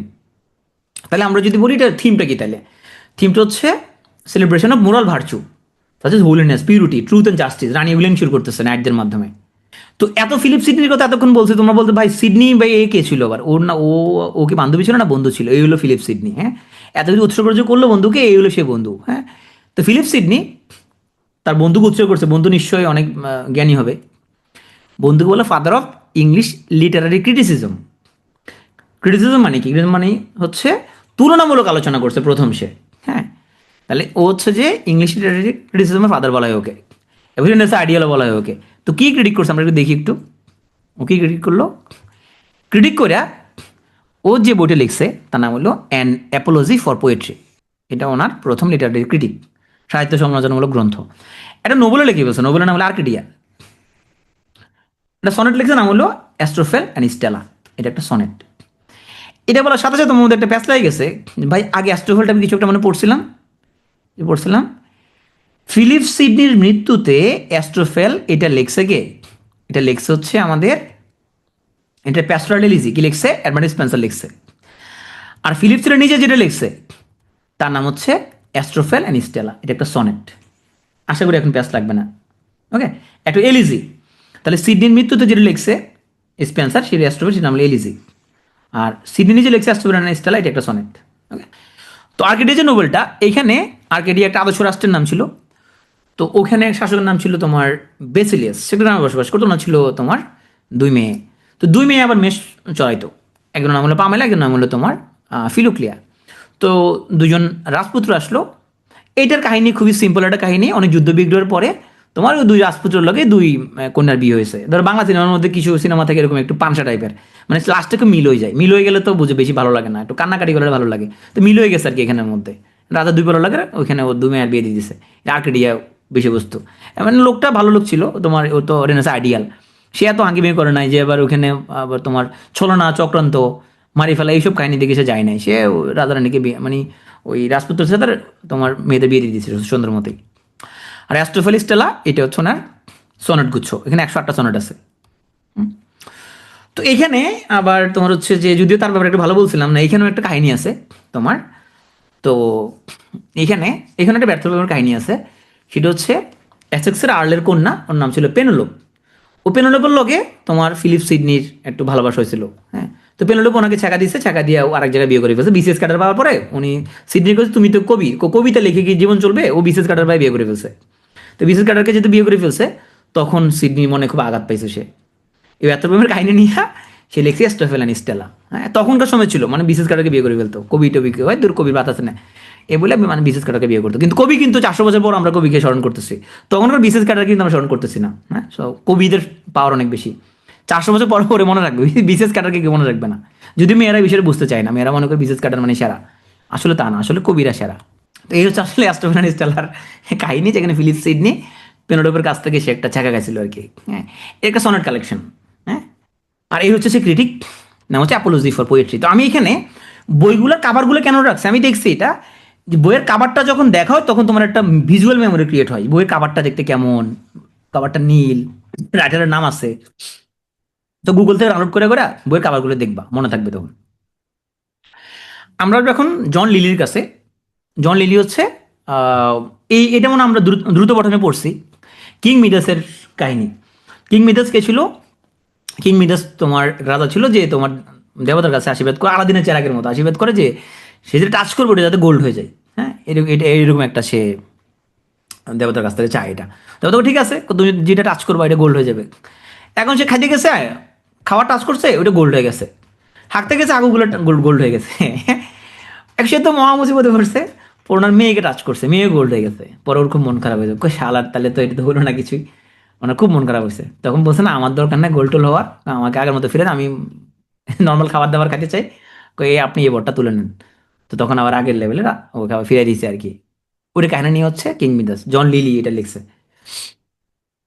আমরা আজকে ক্লাসে শেষ দিকে চলে আসছি, আমাদের আর দুজন রাইটার পড়বো আমরা। আসলে থমাস কিড, তাহলে উনি কিন্তু অক্সফোর্ড ক্যামব্রিজে পড়ে নাই, না পড়ে ওদের সাথে ওখানে বিরিটান নেয়, সে ইউনিভার্সিটি উঠে হয়ে গেছে, মানে সেও ব্যাপক বড় রাইটার হয়ে গেছে সে। ওরা বলে ফাদার অফ রিভেঞ্জ ট্রাজেডি। দেখো আগের ট্রাজেডিগুলো ছিল, ও যেন বলছিলাম গর্বডাক অথবা ফেরেক্স অ্যান্ড পরেক্স, হ্যাঁ, নটন অ্যান্ড স্যাকভিলের, ওটা ছিল শুধু ট্রাজেডি। উনি রিভেঞ্জ ট্রাজেডির জনক। রিভেঞ্জ ট্রাজেডি কি, প্রতিশোধ কীভাবে মানুষকে শেষ করে ফেলে, দেখি আমরা কি জিনিস এখানের মধ্যে। ওনার যে রিভেঞ্জ ট্রাজেডি তার নাম হলো স্প্যানিশ ট্রাজেডি, থমাস কিডের। হ্যাঁ, কি ছিল কাহিনী এখানের মধ্যে? এখানে ছিল সুন্দরী একটা মেয়ে ছিল, নাম হলো বেলেম পেরিয়া। হ্যাঁ, তো বেলেম পেরিয়ার প্রেমিক ছিল অ্যান্ড্রিয়া। তো অ্যান্ড্রিয়াকে তোমার ওই যে তোমার ব্যালতাজার, এগুলো এলো ডিপজল আছে, সে হলো ডিপজল। হ্যাঁ, ডিপজল কি করে তোমার ওই অ্যান্ড্রিয়াকে মারে ফেলে, মারে ফেলার পরে অ্যান্ড্রিয়া ভূত হয়ে যায়, এটা তো ভূত হয়ে গেছে, ভূত হয়ে গেছে। হ্যাঁ, বেলেম্পিয়ার ভাই হলো মিশা সদাগর, হলো মিশা সদাগর, ওর ভাই হলো লরেঞ্জো। হ্যাঁ, ওর ভাইও খারাপ আছে। হ্যাঁ, তো এখন তো ওর তো প্রথম প্রেমিক তো মরে গেছে, ভূত হয়ে গেছে। হ্যাঁ, বেলেম্পেরিয়া পরে প্রেম করছে হোরেশিওর লোকে। হোরেশিও হলো আবার হেরোনিমের পোলা। হ্যাঁ, হেরোনিমের পোলা হলো হোরেশিও, ওর লোকে প্রেম হয়েছে আর কি পরে। হ্যাঁ, হোরেশিওর মারে ফেলে বেলতাজার লরেঞ্জো সহায়তায়। বেলেম্পিয়ারের তো খুব মন খারাপ, ওর প্রথম প্রেমিকরা মারে ফেলছে, ওর দ্বিতীয় প্রেমিকরা মারে ফেলছে। আর হিরোনিমের মন খারাপ, ওর পোলারে মারে ফেলছে বেলতাজার। হিরোনিমকে খারাপ, আমি একটা এখানে একটা সিস্টেম করতেছি, কয় এখানে একটা নাটক বানামু, যেটা বেলতাজারের সামনে আর একটা এখানের মধ্যে অভিনীত হবে, বেলতাজার অভিনয় করবে। এমনভাবে প্লটটা সাজাই সবগুলো যাতে মরে যায় এখানের মধ্যে। বেলতাজার লঞ্চ সবগুলো মরে গেছে। তো হিরোনিমে কি করছে, হিরোনিমো এবং বেলেম্পিয়ার ওরা দুজন বেঁচে ছিল, ওরা দুজন আত্মহত্যা করে ফেলছে। সবাই সানডে মানডে ক্লোজ হয়ে গেছে, ওরা সবাই সানডে মানডে ক্লোজ, সবাই শেষ। হ্যাঁ, এনজিও শেষ, হরিশিও শেষ, তারপরে লরেঞ্জো শেষ, বেলতাজারও শেষ, হিরোনিমো শেষ, বেলেম্পিয়ার শেষ, সবাই শেষ। হ্যাঁ, মানে রিভেঞ্জ দিতে গিয়ে হয়েছে ট্রাজেডি, এই কারণে নাম হয়েছে রিভেঞ্জ ট্রাজেডি। হ্যাঁ, এগুলো কাহিনী তোমরা পড়ে নিও, লেখা আছে কাহিনী, পড়ে নিও। তাহলে স্প্যানিশ ট্রাজেডির থিমটা হচ্ছে revenge and destructive effect of revenge. এইভাবে কোয়েস্ট ফর ভেঞ্জিয়েন্স কীভাবে leads to madness, chaos and death, আরও বেশি ডেথের দিকে নিয়ে যায়, ওটা হচ্ছে কাহিনী, বেশি রিভেঞ্জের দিকে যাওয়া হয়েছে আর কি, সবাই মরে গেছে এখানে। তো আমরা আজকে ক্লাসে অনেক কথাবার্তা বলছি, যে কথাবার্তা অনেক কিছুই তোমার হচ্ছে যে কি বেশি ফান করে ফেলছে না। আমরা এখন চলে আসবো, ফ্রান্সিস বেকন বলছে তোমরা যেগুলো বলছো এগুলো ঠিক কথা বলো নাই, ক্লাসে মনোযোগ দাও। উনি এখন জ্ঞান করবে, কিছু কথা বলবে, তোমাদের হেদায়েতি বয়ান দিবে। তো বেকন ভাই উনি হেদায়েতি বয়ান রাখবে আমাদের সামনে এখন। সর্বশেষ আলোচক আজকে, ওনার নাম হলো ফ্রান্সিস বেকন। হ্যাঁ, ওনার বিখ্যাত বইয়ের নাম হলো দ্য অ্যাসিস্ট। হ্যাঁ, ওনার father of modern English prose. Bacon ভাই বললো, হে বিসিএস ক্যাডার লোকজন, তোমরা অনেকে আমি জীবনে অনেক বই পড়ছি, তুমি কি পড়ছো? তুমি হয়তো গল্প পড়ছো, তুমি উপন্যাস পড়ছো। হ্যাঁ, আমি অনেক জ্ঞানী, আমার জ্ঞান অনেক বেশি, আমি প্রচুর গল্প উপন্যাস পড়ছি। গল্প উপন্যাস পড়লে কি জ্ঞান আসে নাকি? জ্ঞান আসে প্রবন্ধ পড়লে। এই জন্য অনেক বই পড়া মানুষজন নিজেকে মনে করে সে অনেক জ্ঞানী, আসলে সে জীবনে গল্প উপন্যাস ছাড়া কিছু পড়ে নাই। সব হুমায়ুন আমাদের হয়তো 100-200 উপন্যাস পড়ছে, এটা পড়ে আমি অনেক জ্ঞানী, আমার ব্যাপক জ্ঞান। গান্ডু কোথাকার, গল্প উপন্যাস পড়লে তো অনেক জ্ঞান আসবে না, জ্ঞান আসবে কোথেকে? প্রবন্ধ পড়লে।